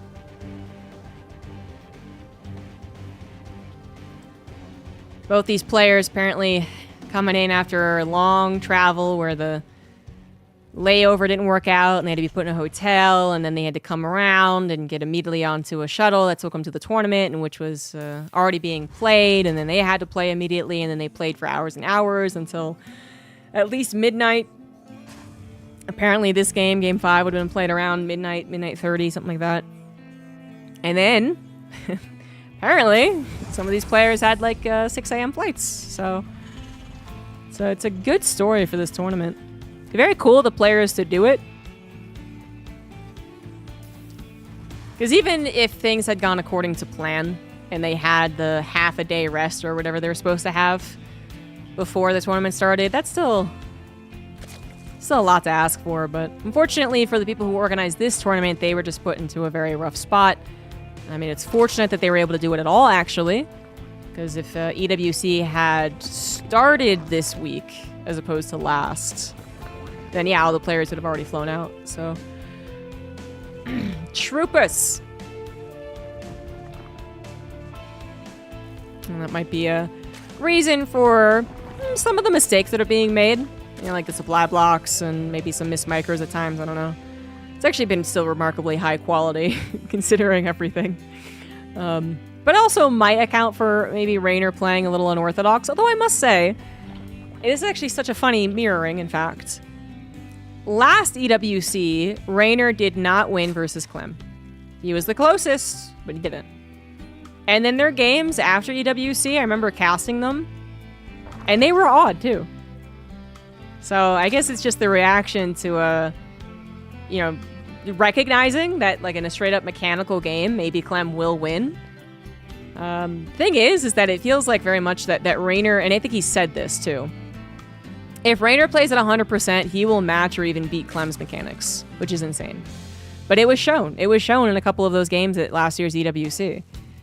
And it just didn't quite do it, you know? In like the series where it went to Game 5 and it was super, super epic, Raynor after said he was playing at maybe 80%.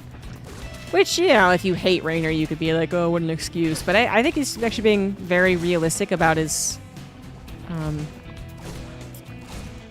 ceiling. There we go, his ceiling. But whatever it is, like I think the point is just Clem pretty good at this matchup. Does often take the macro games.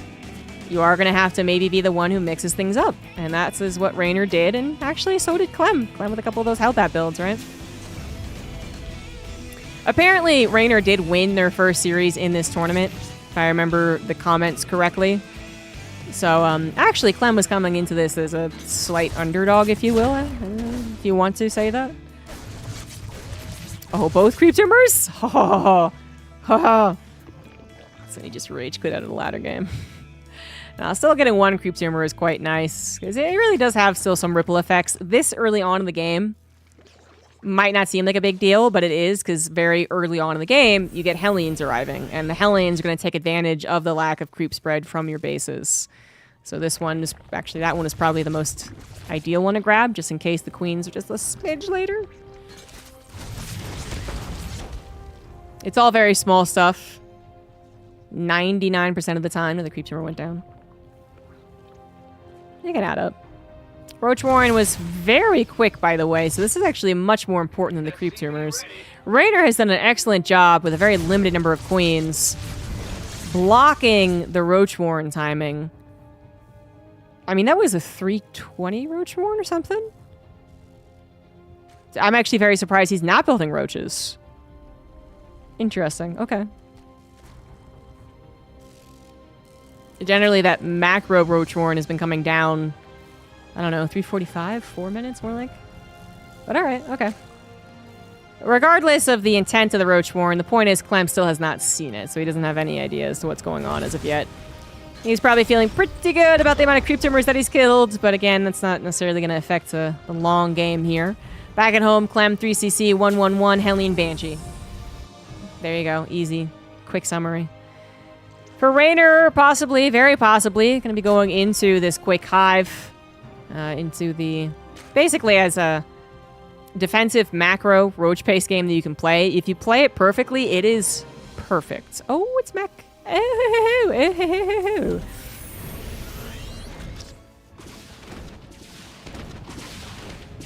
Something that Raynor should be aware of. You know, it's likely that a mech will make an appearance in 2025. And Clem did show it a couple of times. Oh, Hellion's moving on in. The block was not good enough. It was so close, but not enough. 9 drones already going down. Scout being done too, and all those Hellions are in the main base. That is so many more drones killed as the Banshees find even more damage on that 4th hatchery. 3 Hellions are blocked out, 3 still around, running around looking for everything they can. Now they're back to 6 all collected together, and their roaches aren't fast, and their creep spread's not connected. No, okay, they're gonna body block. The best salvaging of a very poor scenario, but the 3rd base drones are still in trouble. Oh my god. I mean, that was the best salvaging of the bad scenario, but it's still getting worse. So much worse. 25 drones go down.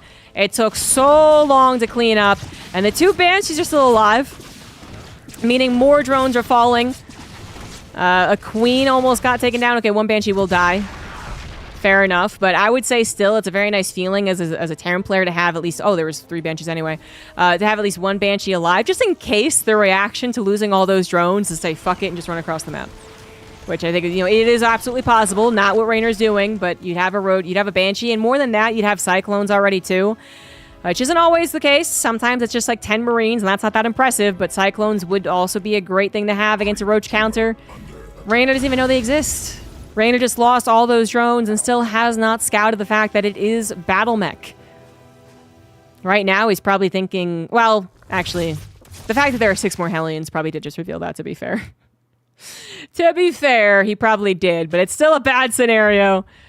And it only feels worse as you realize, oh, that is more Hellions. He must have more factories, and he must be going into battle mech. That's an even worse feeling.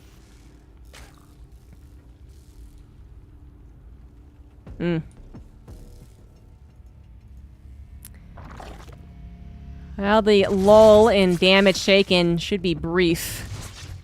Clem, yeah, could move out. He could move out and just continue doing more damage with Cyclones.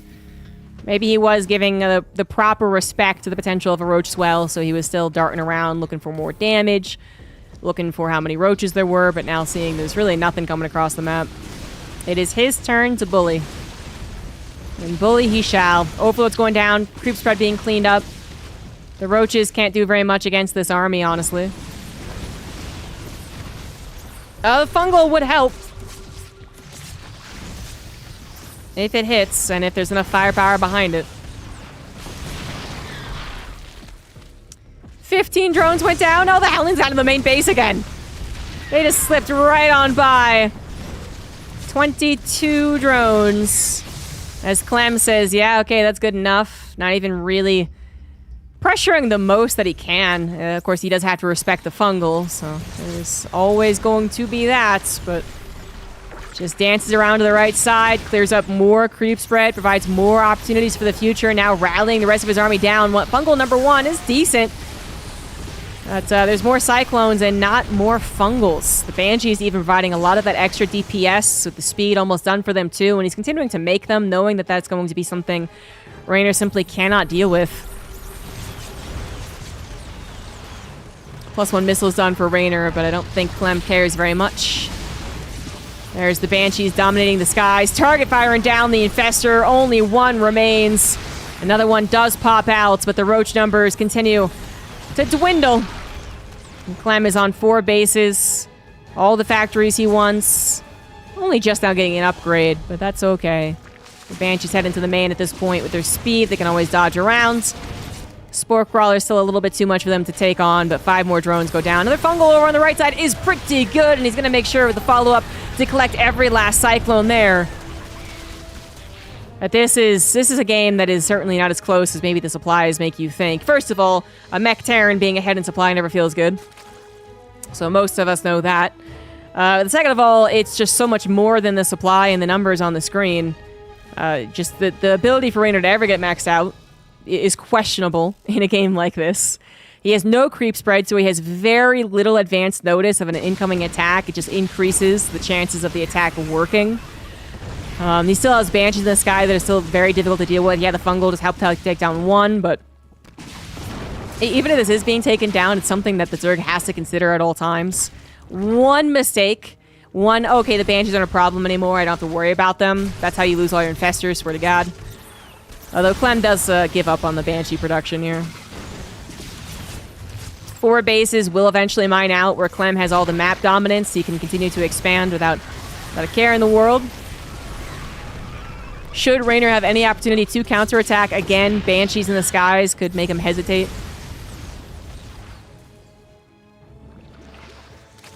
It's very impressive that Raynor's still alive. After losing 56 drones, you'd think most other Zerg players would have tapped out by now. Because they've been forced to tap out, to be clear. They would have been actually killed. But Raynor, not quite dead yet. He's hopping around on 1 foot. Still has a sword arm intact. Can do some things. Another fungal catching 4 cyclones. Not too shabby. Blue Flame is not done, so those Lings are actually surviving a bit longer than you would like. Armor was done, so now we get the second armor on the way for Clem as he takes a 5th base on location. Well, not on location, but he does put it on location without any hiccups. There's no burrowed Ling. There was no roaches threatening that before it became a planetary. All the other SCDs on the right side haven't had a care in the world. And that ultimately is going to be what always keeps Raynor suppressed like this, is that he's got no action on the other side of the map. Nothing to make this a complicated game for Clem. As soon as Ling run-bys arrive, as soon as a Nidus Worm threatens the back line of Clem, that's when it gets a lot more of a back and forth, and Clem can be forced to make really big mistakes. Now, Clem should never make a huge mistake.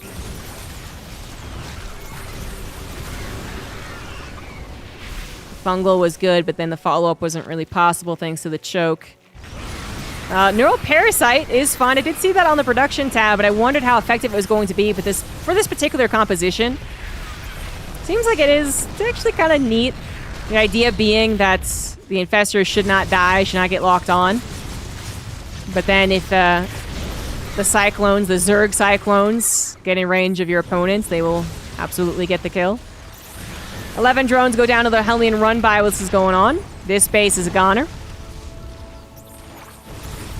Infestors are the way to play this. Fungal does come down, and that is a really good Fungal with a follow-up one, too. So the Roaches and Ravagers get a lot of opportunity to kill a lot of the Cyclones. That's what Raynor was waiting for. How many Infestors did he lose, though? 13 Infestors in total. Yeah, he did lose a lot right there. He is rebuilding many of them. That's still a lot of gas to lose. And Clem has taken down now all of the creep spread. 6th base is done. 7th is done. Floating on over to the half gold base, too. As Raynor desperately tries to get a 5th base up and running, he did not accumulate enough of a bank to be able to remax instantly. And that is eventually how Raynor loses. He will just get whittled down, which Clem knows. He is rich. He has a very consistent income at 89 SCVs. So the loss of a Cyclone army here or there is not enough.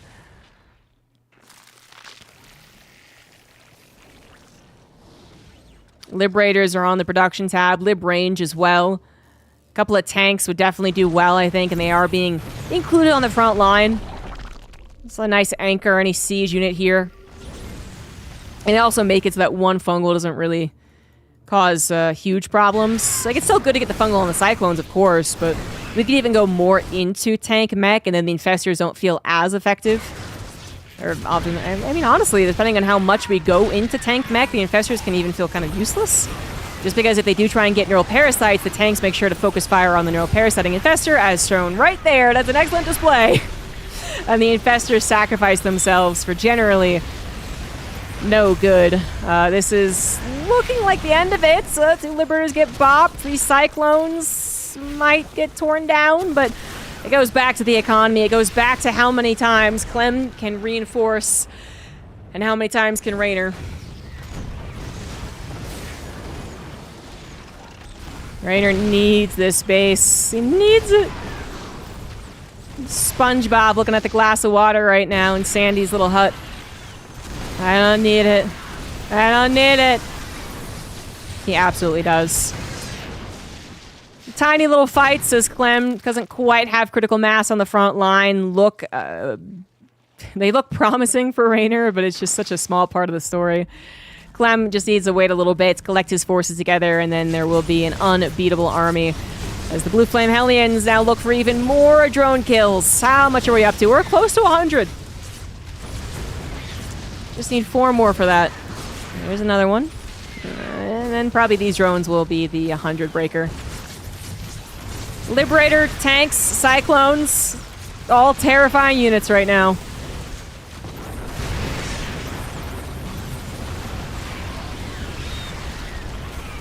And Clem is just reinforcing down this line with 0 threats anywhere else on the map.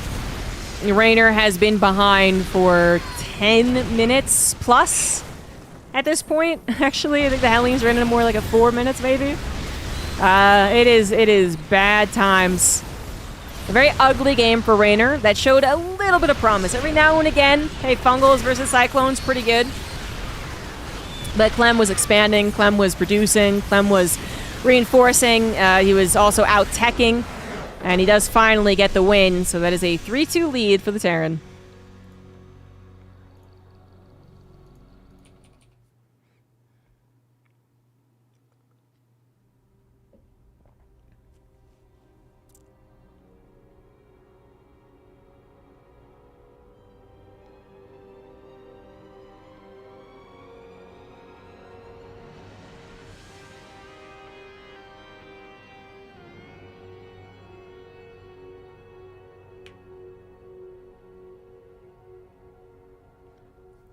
I don't believe Cyril... Well, obviously Cyril didn't know he was going to win EWC, so there was no pre-planned problems. I think Cyril did legitimately just look at the scheduling and said, I can't do that.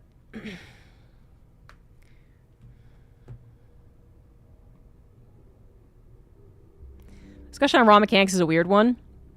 It is often reduced as just speed. Yeah, I'm sure a lot of people do that. I don't... just to be clear, that's certainly not what I meant when I was talking about the mechanical battle between Clem and Raynor. I do think, eventually, all other things even, if your speed is better, then you are going to be better, but...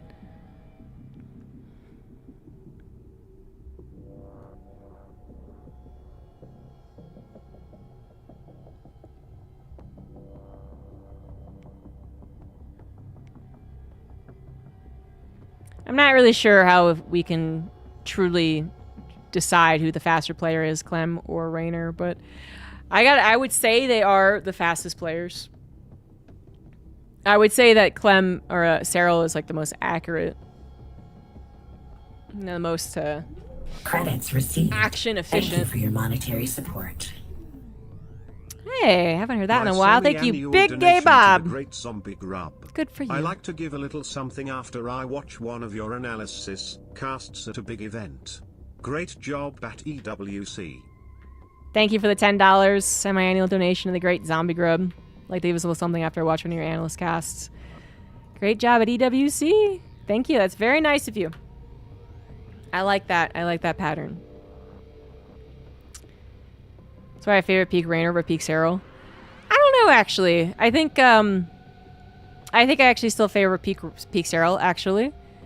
But I think Cyril versus Clem does come down actually to a lot to speed. And that's why Raynor has closer games versus Clem. But we also were, you know, we weren't allowed to see that dynamic, which I think is the biggest letdown of EWC. If there was a letdown, that was it. Is that we didn't get to see the Cyril, Raynor, Clem trifecta. If Cyril figured out how to defeat Clem from last year, if Raynor would have been closer, if Cyril had lost to Clem. But alas. Can't force it. And now this could be the final game. The top right of ley lines, it is Raynor. And the bottom left, we do have Clem.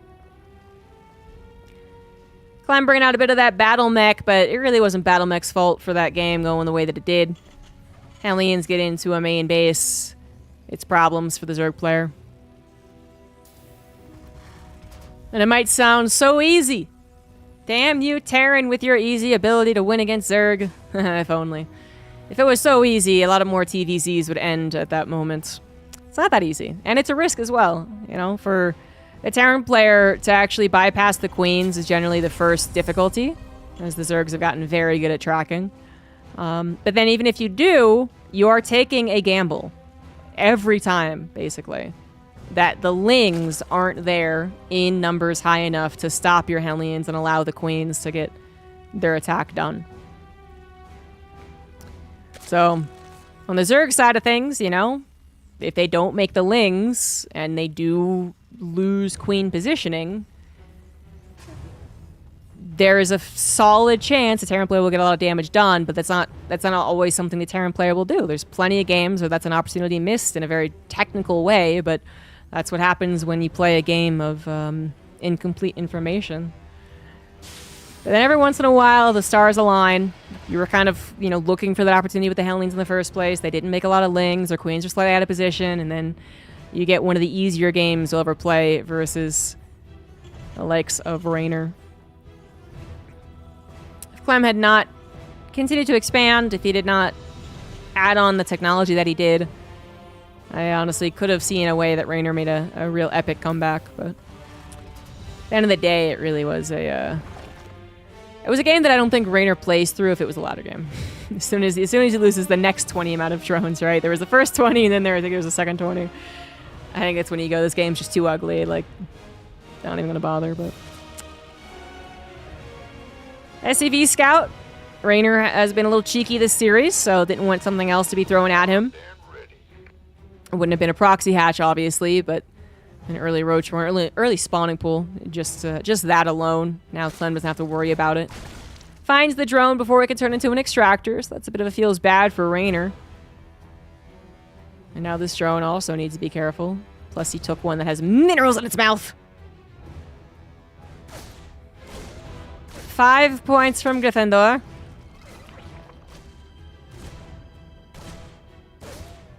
What Harry Potter Hogwarts house would Raynor be in? You know, I want to say Slytherin, but because Slytherin is basically just a code word for a dick, that's not, you know, doesn't feel fair.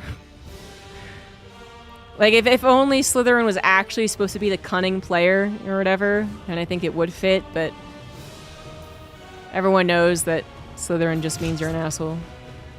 And I don't think Raynor's an asshole. Hufflepuff? I definitely don't think he's Hufflepuff. Definitely not a Hufflepuff. I'm a Hufflepuff.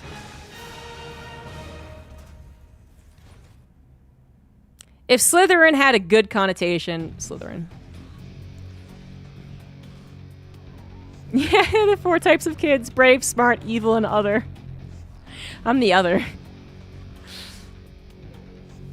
Back when obviously Harry Potter was much bigger, I used to watch, you know, the Harry Potter Puppet Pals and shit like that. There's just one video where they're like, you know, doing all the... Whoop, hold on. Yep, okay. Never mind then.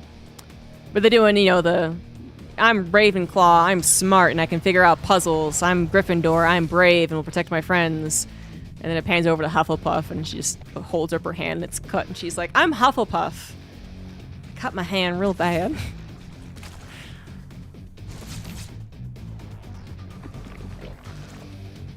I'm a proud Hufflepuff. Anyway, so 1-1-1 from the 3cc Terran. Raynor is just trying to make sure the Hellions do not destroy any chance of a solid game from him. So far, so good.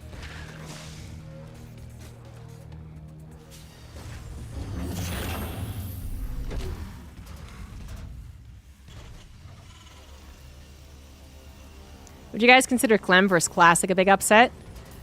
Well, statistically, historically, yes.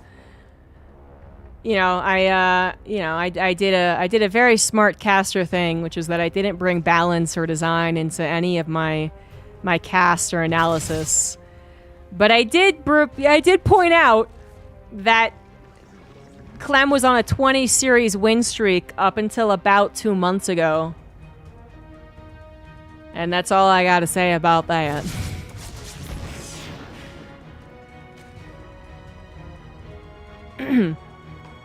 Obviously, that Classic has improved drastically as a player in the last 2 months, and it's just really cool. Anyway. So, one Helene has fallen. That's about the extent of what's interesting about this game. Oh, this drone is trying to be saved is actually kind of neat. 2 Banshees arrive at no Overseer, though, and, well, that's just still too many Queens, I suspect, for the Hellenes to really contribute.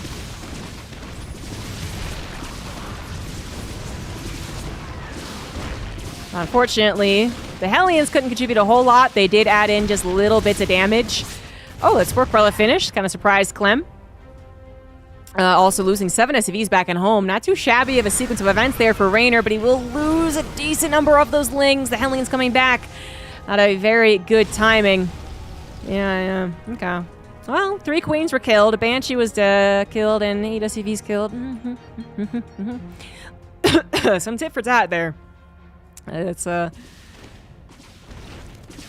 little more problematic for Raynor, who had to make a decent number of Lings. Still needing to make that drone count up a little further, especially because Clem is on 3cc, mule dropping on the individual bases. So that's optimal mining there. And you can see that Clem was winning a little bit in the income. Things are settling, though, as Raynor continues to add on drones. He has once again gone into Ling Baneling. The Roach game's not working out particularly well for him so far. It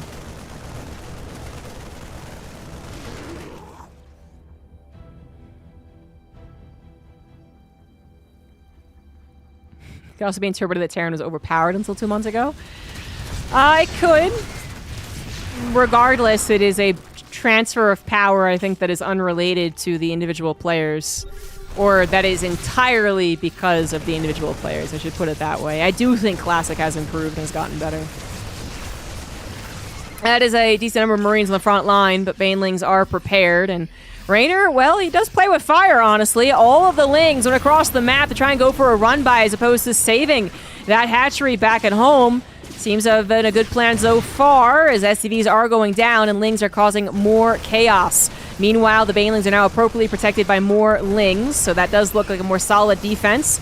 The Marines could still focus fire, though, and that's a little sketch. They're not going to be able to, and oh, the friendly fire from the Widow Mines and the Queen focus fire ends in the loss of that entire attack.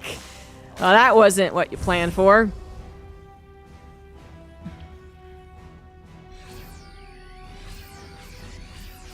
That just ended in absolute catastrophe for Clem right there. I mean, that was...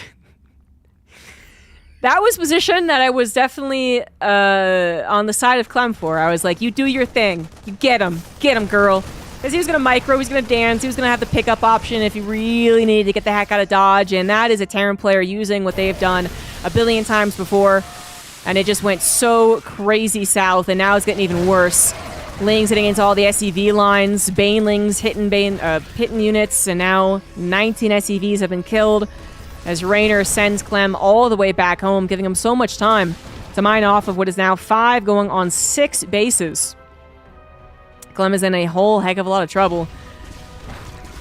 No 4th CC in sight. He was 8-raxing, but it didn't even get started. It got killed before it really got started. It was supposed to start here. Nice pickup. Leave the units there. Reinforce. Continue hammering this base. And it just all went to shit so quickly. And now Clem is kind of desperate. Going to split up his army. Hope that splitting up the army catches Raynor off guard. But Raynor, once again with a Ling run-by, is going to make sure this is pretty damn all in. On the left side, Raynor has Ling Baneling. On the right side, Raynor has Ling Baneling.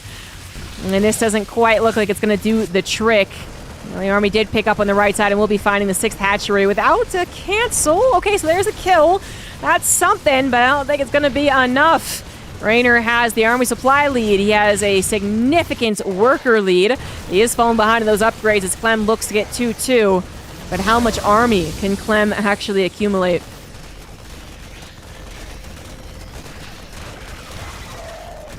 Not much. Not much. Able to afford all of his production so far. Yeah, actually, all of his army production, but not able to afford much in the replacing of his SCVs, not even bothering to try, as he continues to drop and drop and drop and hope that Raynor starts to mishandle the multitasking. Some cost-efficient Marines over there on the right side, but then we have a big old attack in the middle. No Banelings, but also not necessary, apparently. That's way too many Lings, and Clem is forced to disengage. 2-2 has now completed, though, so this is important. Clem only down 10 army supply. Okay, make that 20, but, you know, a couple of Widow Mines pop off. Banelings aren't included, and 2-2 Marines could still take a very good fight. Ling's going for the surround. Widow Mine's not going to get very good shots at all, but this is where that 2-2 really shines, or the medevac healing power as well. The Ling is getting absolutely massacred. And the Banelings are like, were we supposed to help? Sorry about that. We were doing other things. Now we're going to roll off like we did nothing wrong. That was not the fight that Raynor was hoping for. He does fall down in the supply, but he has Burrow. Burrow Banelings can still absolutely help out. He's got a good amount of creep spread. He's got a very solid economy. He's going to try and catch up on that 2-2 upgrades. That's going to take a very long time.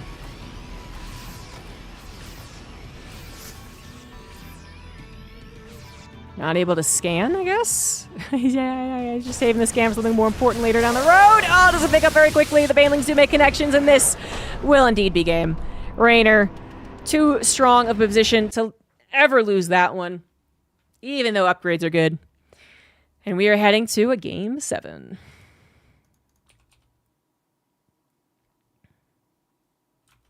Do I consider Cyril being the correct winner? That's an odd way to phrase it. Yes.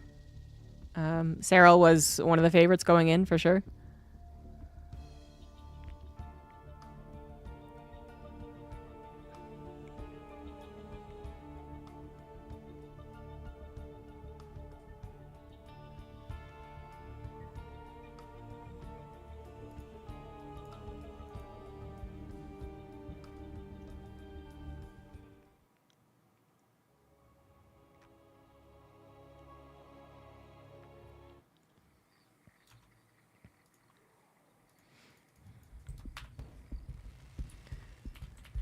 And now, very much the last game. No other chances. And we're on Maganatha. On the top left, it is Clem. And the bottom right, it is Raynor. Clem's 8 racks. Never really began in the last game. Just one of the worst losses of the forward drop that we've seen. The Widow Mines helping to kill those medevacs was huge. Because it's very likely, in every other scenario that plays out, that the 2 medevacs revive with maybe all 16 Marines. And then it just never lets go. It just never lets go of that position. It stays there. You know, it covers around the creep. It's the reinforcing point that, you know, you will eventually get back to once you clear up whatever run-bys are sent your way. And it's a strong chokehold. And it just went to complete shit. Like, to have that entirely killed while the run-by was happening. Absolutely brutal sequence of events. Clem's going to really change things up here, though. On the largest map in the map pool, he's going to go for a forward 2 racks, and it is just the 2 barracks.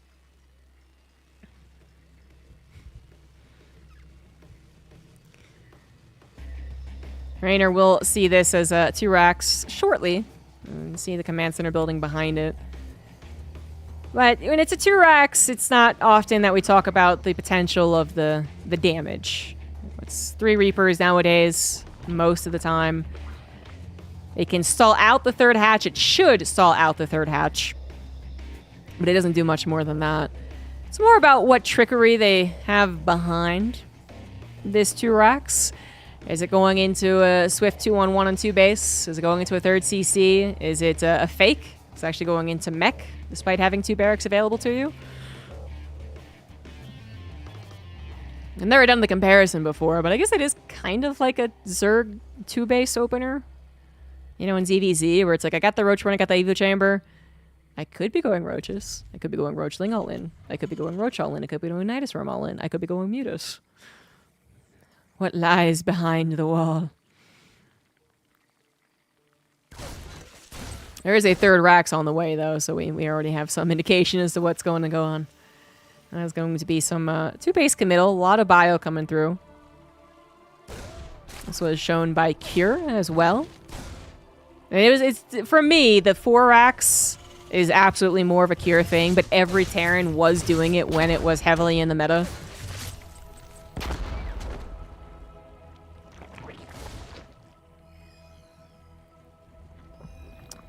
One thing you don't want to let happen, I would say, is the Overlord seeing this just for free. forces under attack were successful. 3 Reapers still trying to do whatever they can. They weren't able to stall out this third hatch, though. That's actually going to complete very quickly. So I'd say this 2 racks opener is already less than ideal. That is a very swift third hatch when you're supposed to kind of catch the drone as it transfers over, and then if it does manage to be put down, then maybe the Reapers are on top of it so early on they can still get the cancel. That was allowed to be gotten. And 3 Reapers otherwise have killed 6 Lings. But like I said, I mean, it is generally still more about this follow-up and how much it surprises the Zerg. Bunch of Marines are out, but of course it would. 2 racks are available, and they were getting the add-ons, which the Overlord was able to see. It did not see if there was a factory behind this, and that's a pretty big difference. Factory or 3rd CC or 2 extra barracks. Rainer's got to keep tabs on that, but it's having Lings out in the middle of the map. The Reapers looking to be surrounded. Barely not. Barely not. And we have Clem only showing enough Marines to say, I have 2 barracks producing them. So Rainer is still in a bit of a dark place here. He's not going to be ready for the amount of Marines heading across the map. Does need a good amount of drones, so you can't just, prepare against this.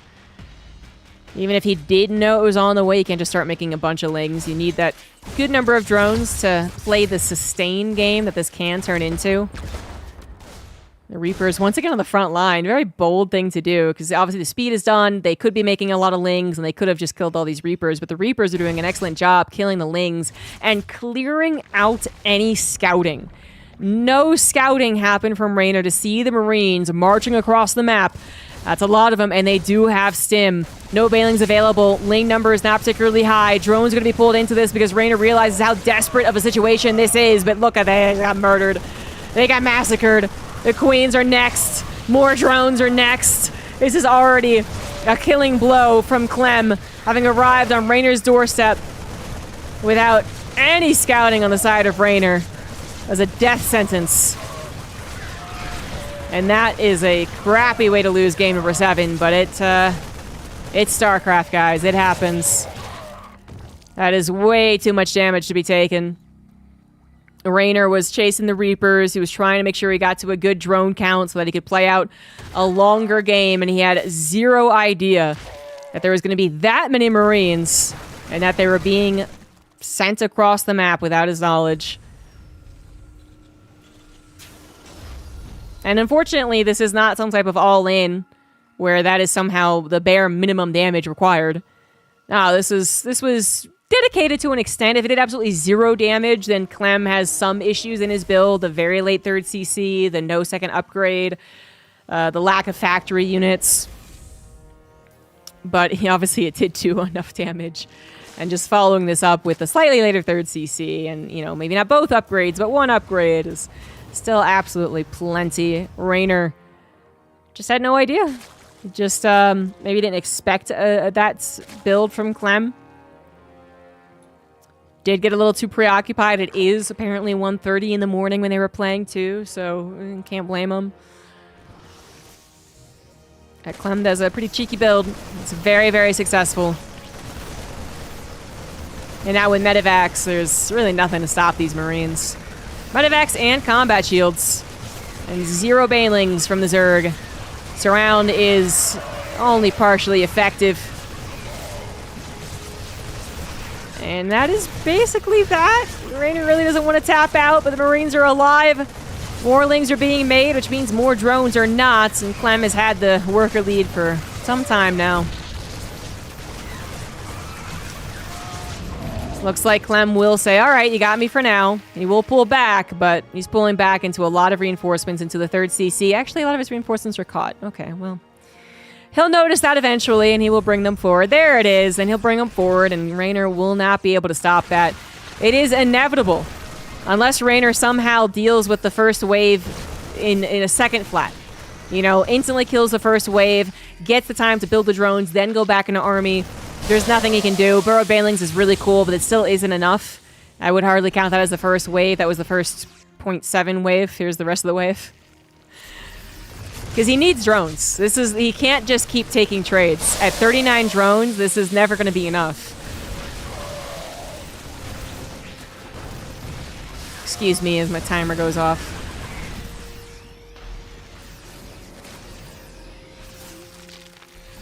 It's a funny scan of the third. Maybe that was just a misclick, but...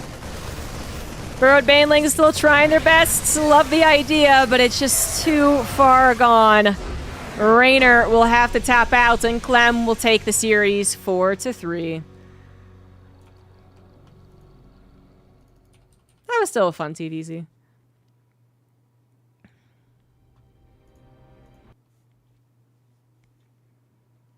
That was still a fun TVZ. Unfortunate scenario. I'd say I really am quite bummed overall for the tournament organizers for that event, because it's such a cool thing to have happen, just like this pop-up 10K event in Krakow, which is a really cool city. I think, you know, if it had the ability to be better scheduled, it would have been also marketed, I think, more, and maybe more people actually would even plan on attending it. But yeah, kind of sucks. They got a bit screwed over by EWC announcing so late, which again wasn't EWC's fault.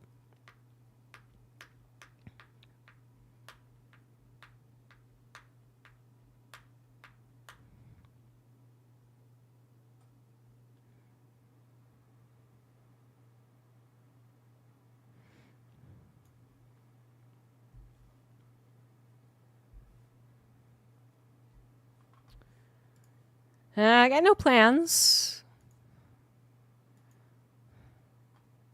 for what I was going to do after those finals.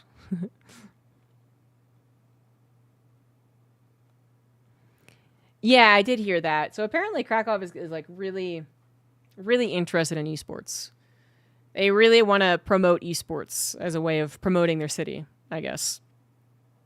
Get that tourism bump. So, yeah, I think they were very happy with how negotiations went down to move IEM to Krakow. And now they're, you know, they were very amenable to the pitch for this event. So that's pretty cool. Like, hopefully that also means that they want as many esports as possible. And they also get Starcraft 2 included again. But that's, I would say, as far as the possibility of StarCraft 2 returning to IEM, percentage-wise, I think I'd give it like a 15% chance. So not 0.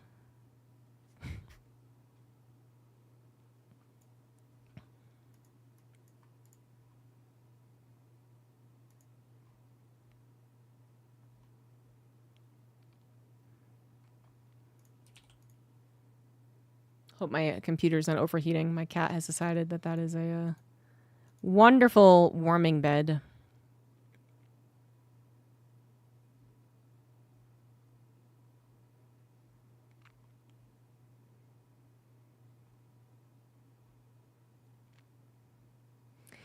No more games. I'm betting StarCraft 2 will return to EWC next year. 50-50.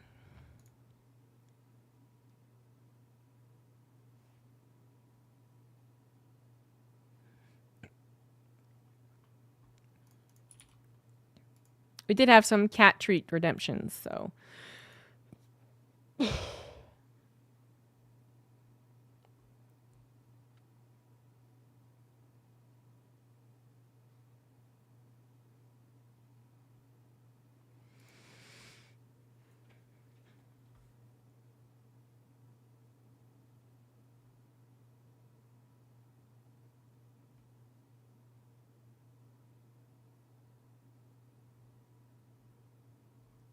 Someone posted a juicy Reddit thread I was surprised to see. Expect StarCraft 3 when you're dreaming. And only when you're dreaming. So the EWC teams, to get information out there, Apparently, they had to sign people for the entire year. So there wasn't the case of someone being signed just for EWC and then being dropped immediately. So, yeah, I wouldn't take the sign of the Falcons players keeping the StarCraft 2 players. I wouldn't see it as a sign until after January, I guess. Or whenever it technically ends. Yeah, we can do some cat treats. Kitties. Kitties. Ziggy. Ziggy, Apollo. Uh-oh, I broke it.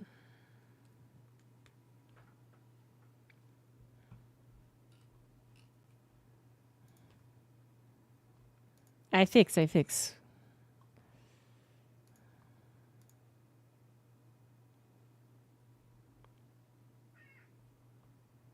Siggy, Apollo, Wicket, kitties.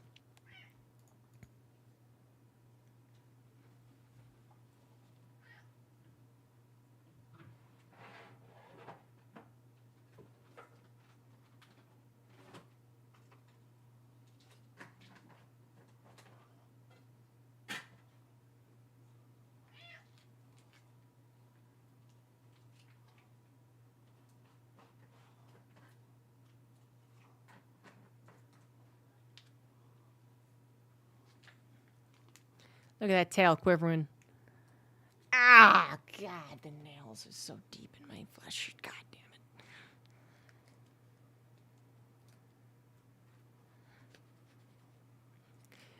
damn it. Ziggy. Oh yeah, I'm wearing two different types because I lost their twin. And I don't feel restrained by society's expectations. All right. Calm down, Dimitri. Jesus.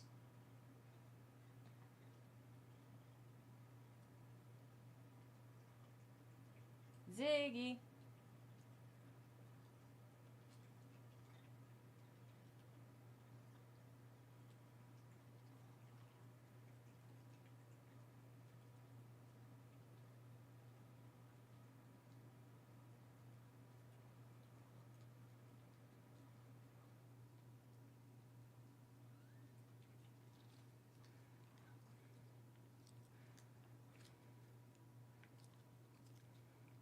She is a pretty kitty. And she's got green eyes. She's also a little terror who rips up boxes and papers when she's not being paid attention to.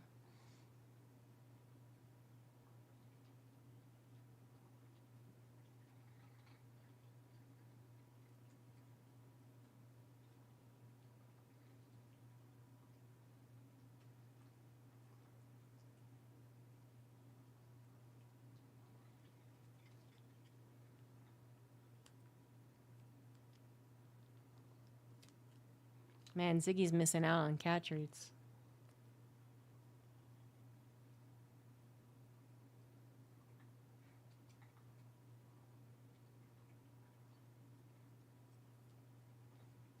Ah, Jesus. Cat. God. I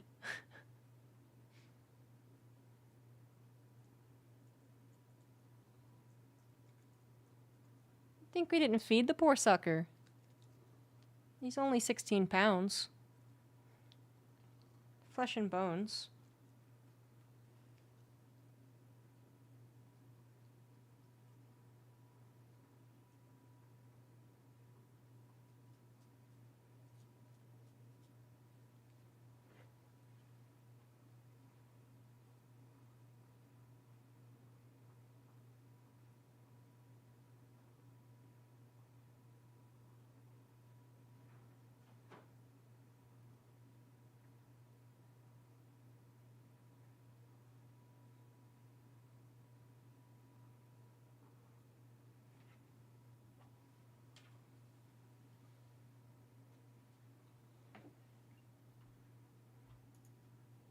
This is Wicket. Warning. Philanthropist programs detected in Com Server 04.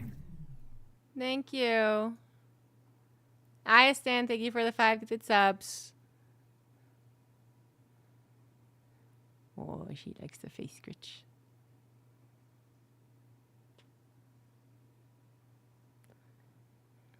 She likes it, but she's also thinking, I'll kill you.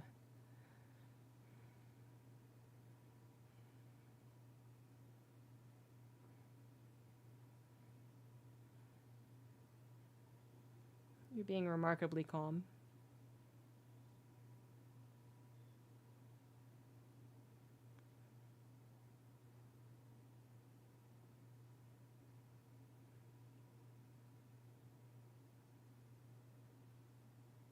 Belly. Badabo bajabo. She's being very nice. Oh, there she goes. It's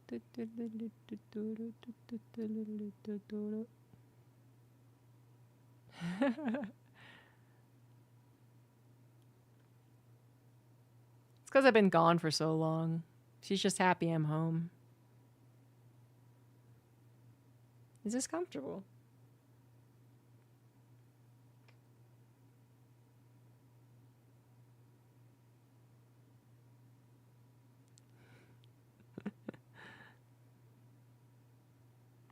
I really thought she'd attack me by now.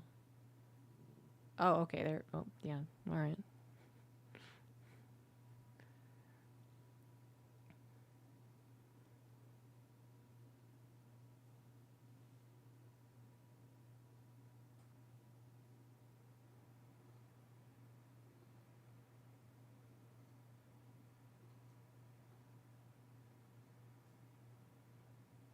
She's our little foster fail.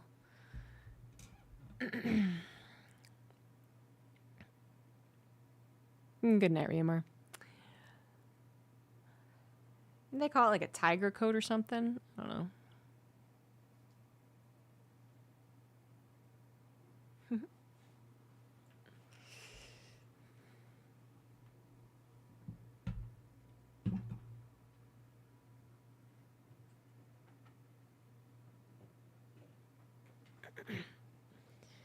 She was lonely when I was gone. She actually ended up sleeping upstairs.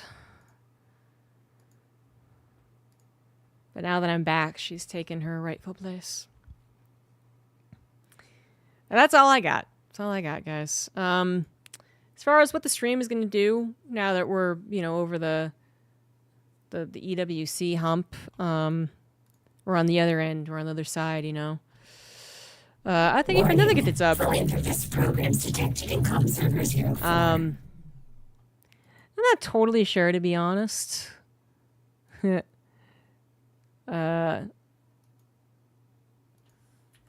probably put more thought into it eventually, but right now the priority for me is getting a few things done. So definitely getting the Starcraft history podcast out and completing that, which is going to take a long time. Trying to make some type of documentary with all the footage acquired and all the research done as well. Organizing Safe House 2, which is going to be happening in October. So we'll release the Matcherino and the information about that.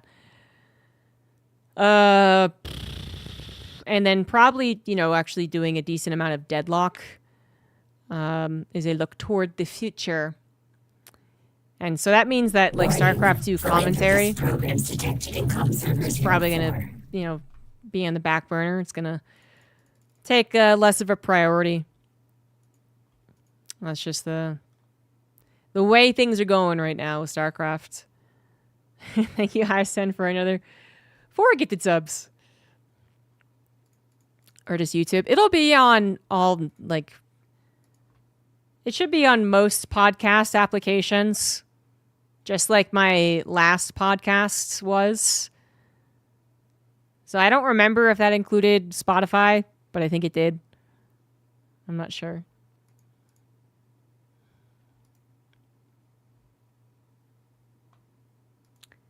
But yeah, those are their priorities right now.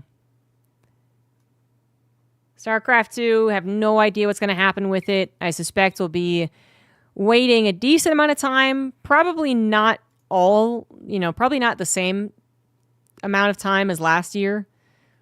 just because I think the decisions can be made faster. Like rather than, there's not going to be ESL desperately trying to keep on keeping on. There's going to be harsher decisions made, sure, but then there's also just going to be like more, I feel like maybe like cost efficient decisions made, which is like, yeah, we definitely can't do a league, but we can do DreamHack Dallas with Starcraft or something, you know? So I think we'll have our answers about what's going to happen big tournament-wise with Starcraft, and there's going to be a lot of other small things. Like there's smaller things. There's going to be Homestory Cups. There's going to be the FEL. There we go. Next year, the Safe House, like I was saying, for me, right? Online Cups, probably. Streamer Zone is going to do a league with like a offline finals. But it's not going to be anything that's really, you know, career making, I guess is the way to put it, or to depend on as far as making enough money to live off of. And that's just the realistic part of where we're going into with StarCraft. So there'll be a few people who have made already a big channel with StarCraft 2 general content. Like Pig will probably still do really well, and Wardy will probably continue on being the stalwart, you know, streamer for StarCraft 2. Roddy will cover everything that he can.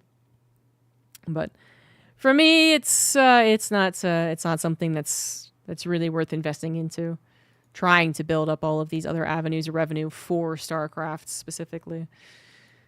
So still loved casting it. Still would, you know, put in a lot of the work and prep work to cast any event that does hire me. But it's just nothing that we can really see consistently on the horizon. So that's that. So not really an announcement either way. Just, you know, StarCraft 2 is not going to be a main focus on this channel. Yeah, there's some good news. Like but even assuming like the kind of best news possible, which is that EWC is happening next year and I'll be hired for it. Streamer Zone will have some amount of gigs, and Homestory Cup will happen, but I won't be invited to cast it. There's not enough to really make a living off of that. Time zones allow for occasionally hopping into a co-cast. Co-casting is pretty bad for streams, actually. Yeah, we were kind of having a discussion about this, actually, like at EWC, just in the lounge, which is that, you know, people sometimes do ask. They're like, you know, you're both casting the same thing. Why aren't you casting it together? Because it's so much better to have two casters. And I agree. I'm not disagreeing on that point. The problem is that co-casting generally means that you're not interacting with chat as much, right? Like, you can't just stop commentating and be like, oh, thank you, Ison, for the 5 gifted subs. Then that'd be really rude to your co-caster. People feel less connected when you do it, and that is like the reason that you get subs, is because they feel connected to you. And it just takes an entirely different approach. So it'd be more like a fun thing if I was just like, hey, Roddy, I haven't cast in a while. Would you mind me hopping on? But, you know, I probably wouldn't even intend to do it with my own stream open. No, I'm not doing Valorant. I haven't done Valorant in like a year and a half at this point. No, the next esport for me is Deadlock, however that turns out. I know some people are like, Deadlock's, you know, dead game already. It's not even going to do anything. It sucks. It's, you know, player count's not high enough. But I think it's really absurd for a game that has zero marketing and is not even in beta technically. And there's already talks, there's already rumors about Deadlock being a big esport in the future. So, but it's also the only game I've ever enjoyed as much as Starcraft. So.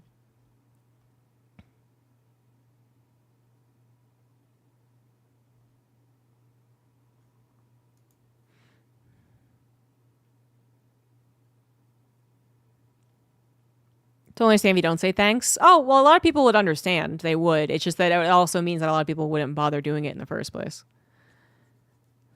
Yeah. So there's just, I mean, there's a lot of reasons for it. Because I think it is something that all of us have kind of talked about and agreed on.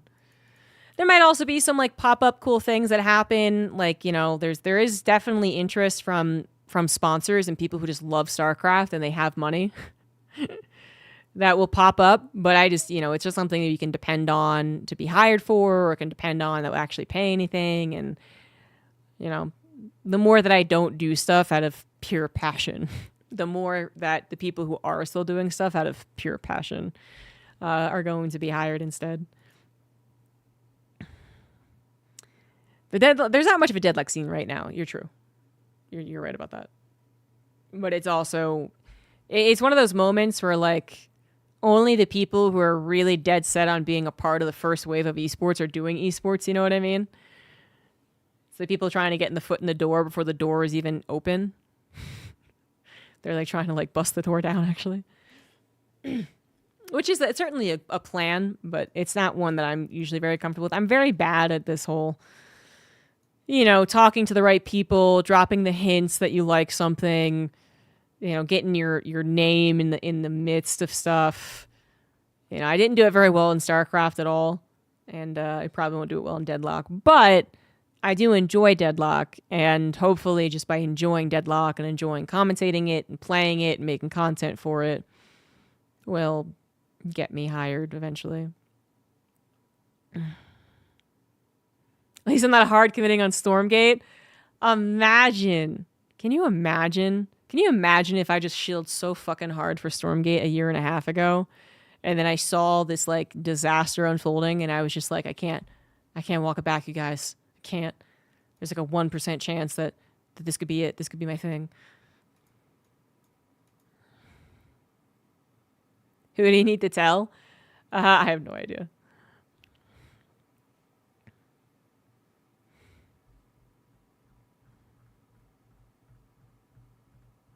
Start tweet hyping? Thanks, man. No, try to get the foot in now. They actually invited us to a summit. I can't imagine how much less populated all the Stormgate stuff is.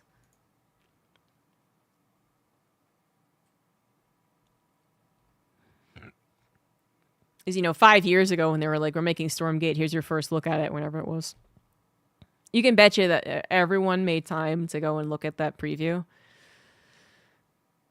And when they first released the game, everyone made time to go check it out. And since then, I can imagine the numbers involved in those Zoom calls have just gone way down.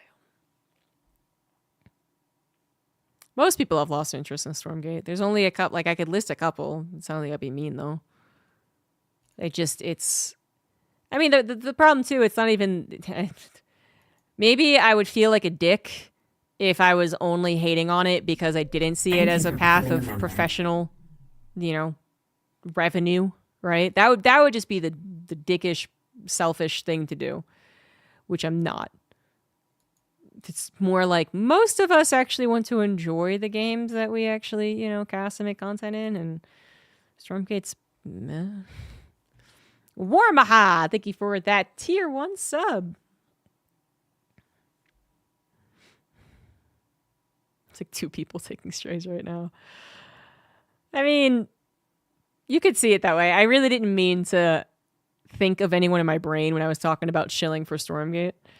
Because I think there are people who... The difference to me is whether or not people are doing it solely because they think that it is how they're going to get jobs. That's the difference. And I don't think the people doing it, the people who still like Stormgate now, are doing it just because they really believe that this is how they're going to be on broadcast all the time.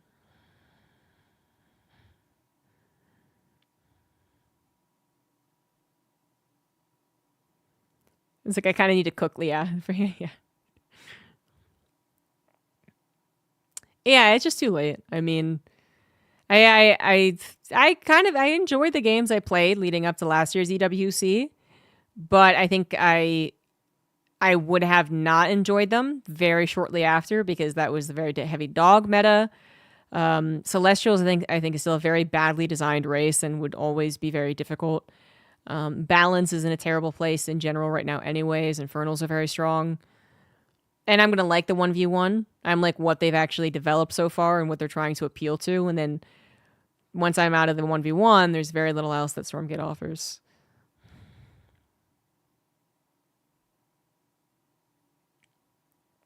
Enjoy the games you cast? I can't see how people do it any other way. You know, like it's actually a talent that I'm not even being like, I wish I could chill harder. I actually do believe it's like a talent to provide good commentary on a game that you like, you know? Not that you're just picking a bunch of games you fucking hate and you're just like covering it up and being the best actor in the world, but even just if you only kind of like the game, but people can still cast that well, I think that's a talent I do not have.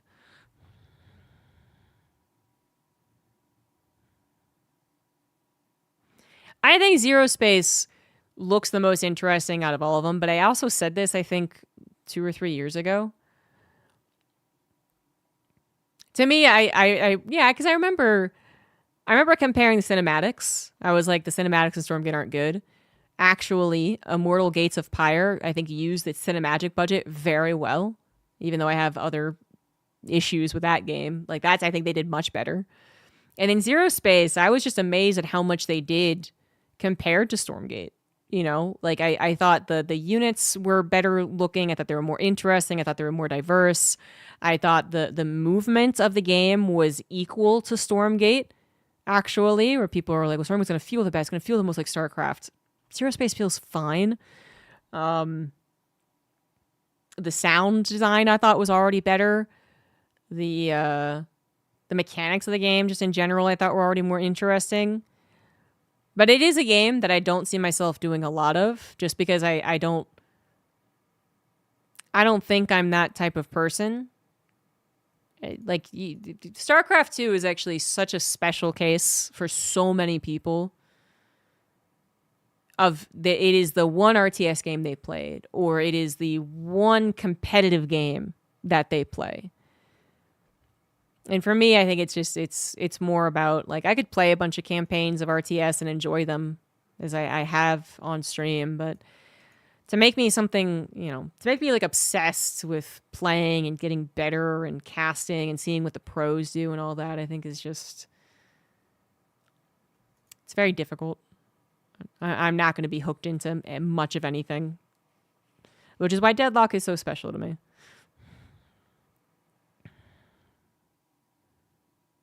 At least I didn't buy one of the collector edition of Stormgate. Oh, I paid them $60 on the Kickstarter. I was still hopeful.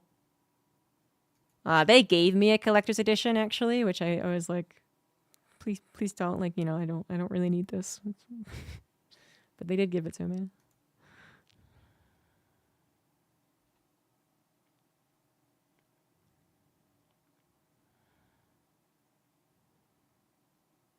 Continue living in the Dwarf waiting room simulator, exactly.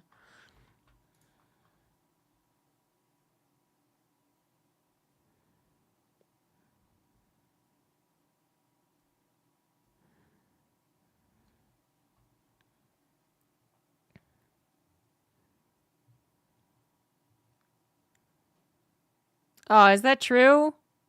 Yeah, I didn't know that about Dwarf. God damn it.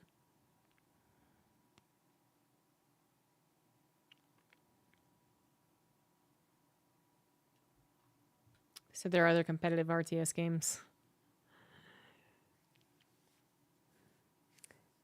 I always am curious about why there's not so much discussion for EWC about the other, well, the Age of Empires. I was curious about that. Because the numbers are very similar to ours. But they actually have developer support. So I would have thought that would have been taking over, if anything. But it actually sounded more like if it wasn't StarCraft 2, it would be no RTS. Well, actually, last year, what it sounded like, and this is fucking hilarious, by the way, guys. Like, oh, we can all get a big chuckle out of this one now. Last year, it sounded like they were just like, okay, it's either Stormgate or nothing.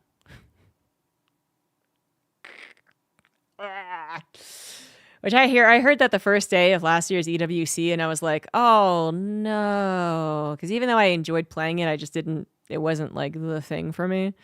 So I was like, oh, really? Oh, I'm going to be so bummed if that's the case. And then obviously Stormgate fell pretty fucking hard. And then it was a discussion. It was no discussion. It was, oh, okay, I guess we're not doing RTS next year. Which they obviously rescinded, and they actually did StarCraft 2 this year, but again, started off with the idea that it was going to be nothing next year, and only because Twitch viewership is doing surprisingly well, where they're like, well, hold on. But it's interesting to me that Age of Empires was seemingly never in the discussion.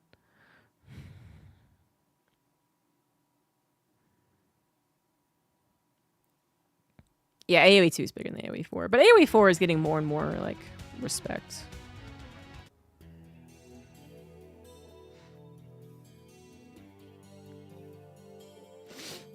It's one of the occasions I do not ask questions. Yeah. I mean, I do think that there is absolutely something to be said about the prestige and history of StarCraft 2. But I think the real question is, how likely is it people attend live? How dedicated, because that's a metric they're also very much interested in. And as far as like how diehard the fans individually get, you know, of these games, I think StarCraft 2 is better. But that's obviously a hard metric to math out.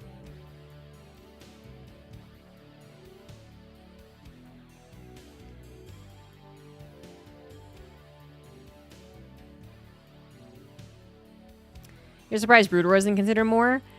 Actually not. Just because, again, the metrics they're looking for, Twitch viewership and live attendance, Brood War would do terrible at. Brood War is big in South Korea. Those viewer numbers are great. Whatever it uses, Soup or whatever the hell it is. Chiswick or whatever. But not that great on Twitch. And live attendance, you know, from South Koreans, I think would be very low.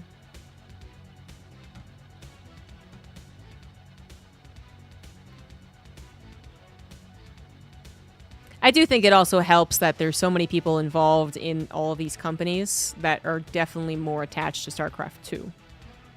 That definitely helps as well. They were, you know, working as like interns or like, I don't know, like gophers or something, you know, in like 2010 when StarCraft 2 got esports big.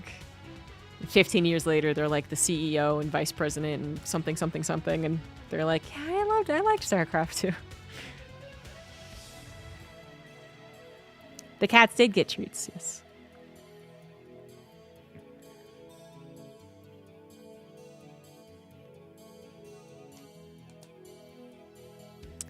I don't know, I do feel like, I think what I'm basing the StarCraft 2 dedication to is the surprising crowd appearances at DreamHacks. Which, you know, yeah, Age of Empires doesn't get the same opportunity.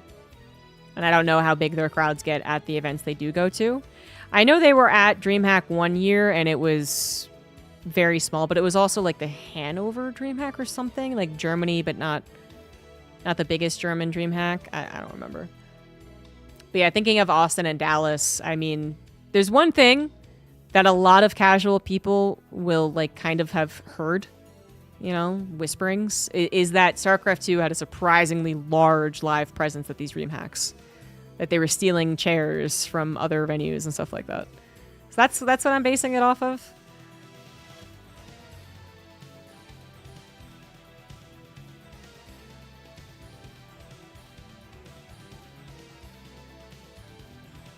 Still hoping for Stormgate to become a successor. They don't have any money, man. There's just no way. I don't understand how anyone thinks there is a way.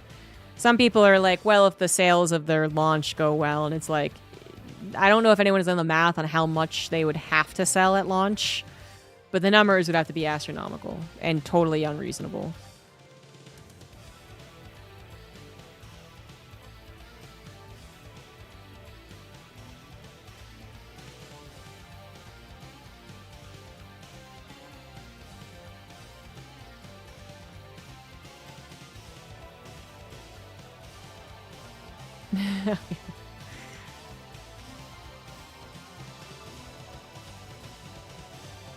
Sell what? No, only some of the campaigns. Well, 1v1 is free to play. But only a certain number of the campaign missions are free. Only a certain number of co-op commanders are free. And they have skins and stuff.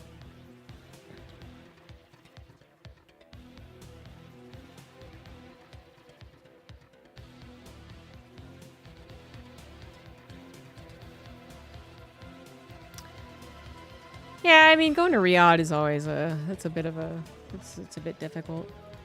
I will say this. There is a lot of modernization happening in Saudi Arabia. I mean, the differences of my experience between Gamers 8 2 years ago and this year is still just actually in some ways mind-boggling.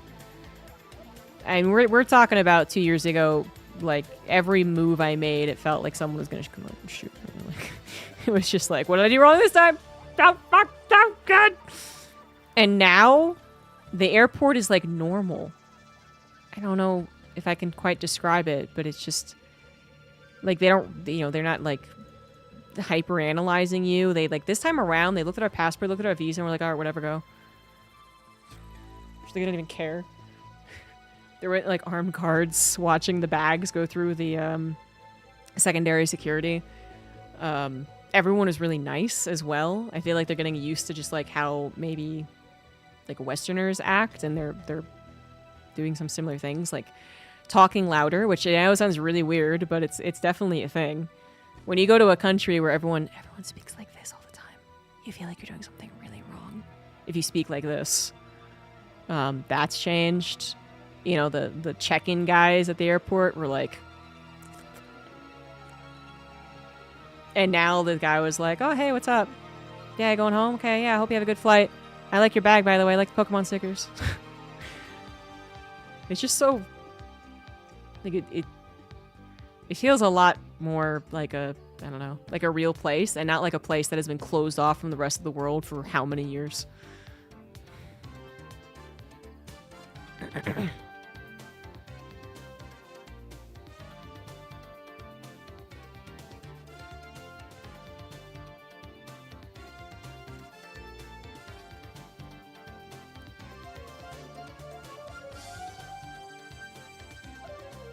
Isn't it crazy how much old games are coming back? Okay, so apparently RuneScape has to add more servers, which is fucking blowing my mind.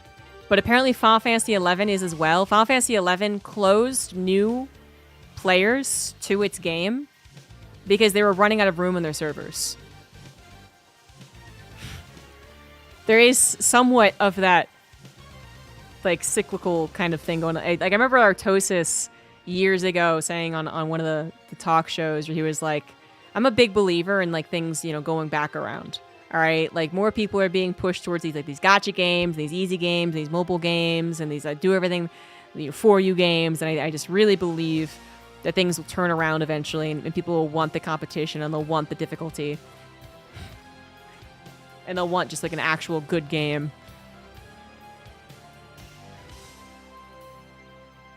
And I liked the optimism.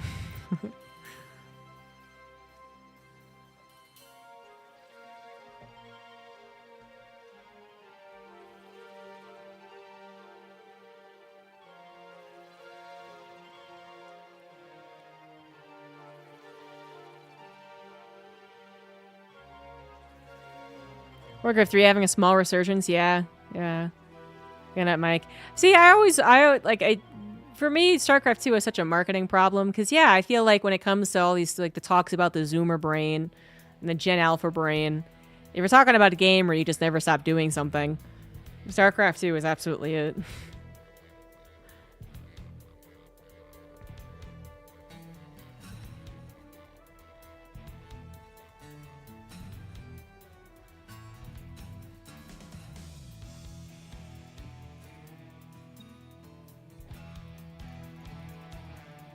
Stefano's too busy being a doctor or something. He's got like an actual real like big boy job now.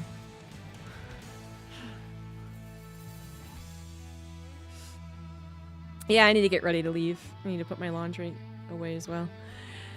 So yeah, thanks for the talk, guys. Like I said, I'll probably think about, something more concrete. But the next big things, I'll probably stream more of the research and development of my history podcast. I'll be organizing the Safe House 2, which is happening in mid-October. and doing deadlock stuff as well. So those are the big things on my mind. So I'll see you guys tomorrow for some other stream, and also for D&D, I think. No D&D tomorrow. Okay, D&D next week. Yeah, thanks guys. Thanks for all the gifted subs and the bits and the donation. It's actually very, very nice. Welcome back. I finished moving. Hey, I should DM her. One of my best friends from childhood also just finished moving out here. Anyways, thanks guys. Have a nice day. Oh shit! Eiston with the 10 gifted subs on the way out. Thank you very much, Eiston. Okay. I will send you guys to someone too, actually. Who should I send you to? Maynard. Alright, bye guys.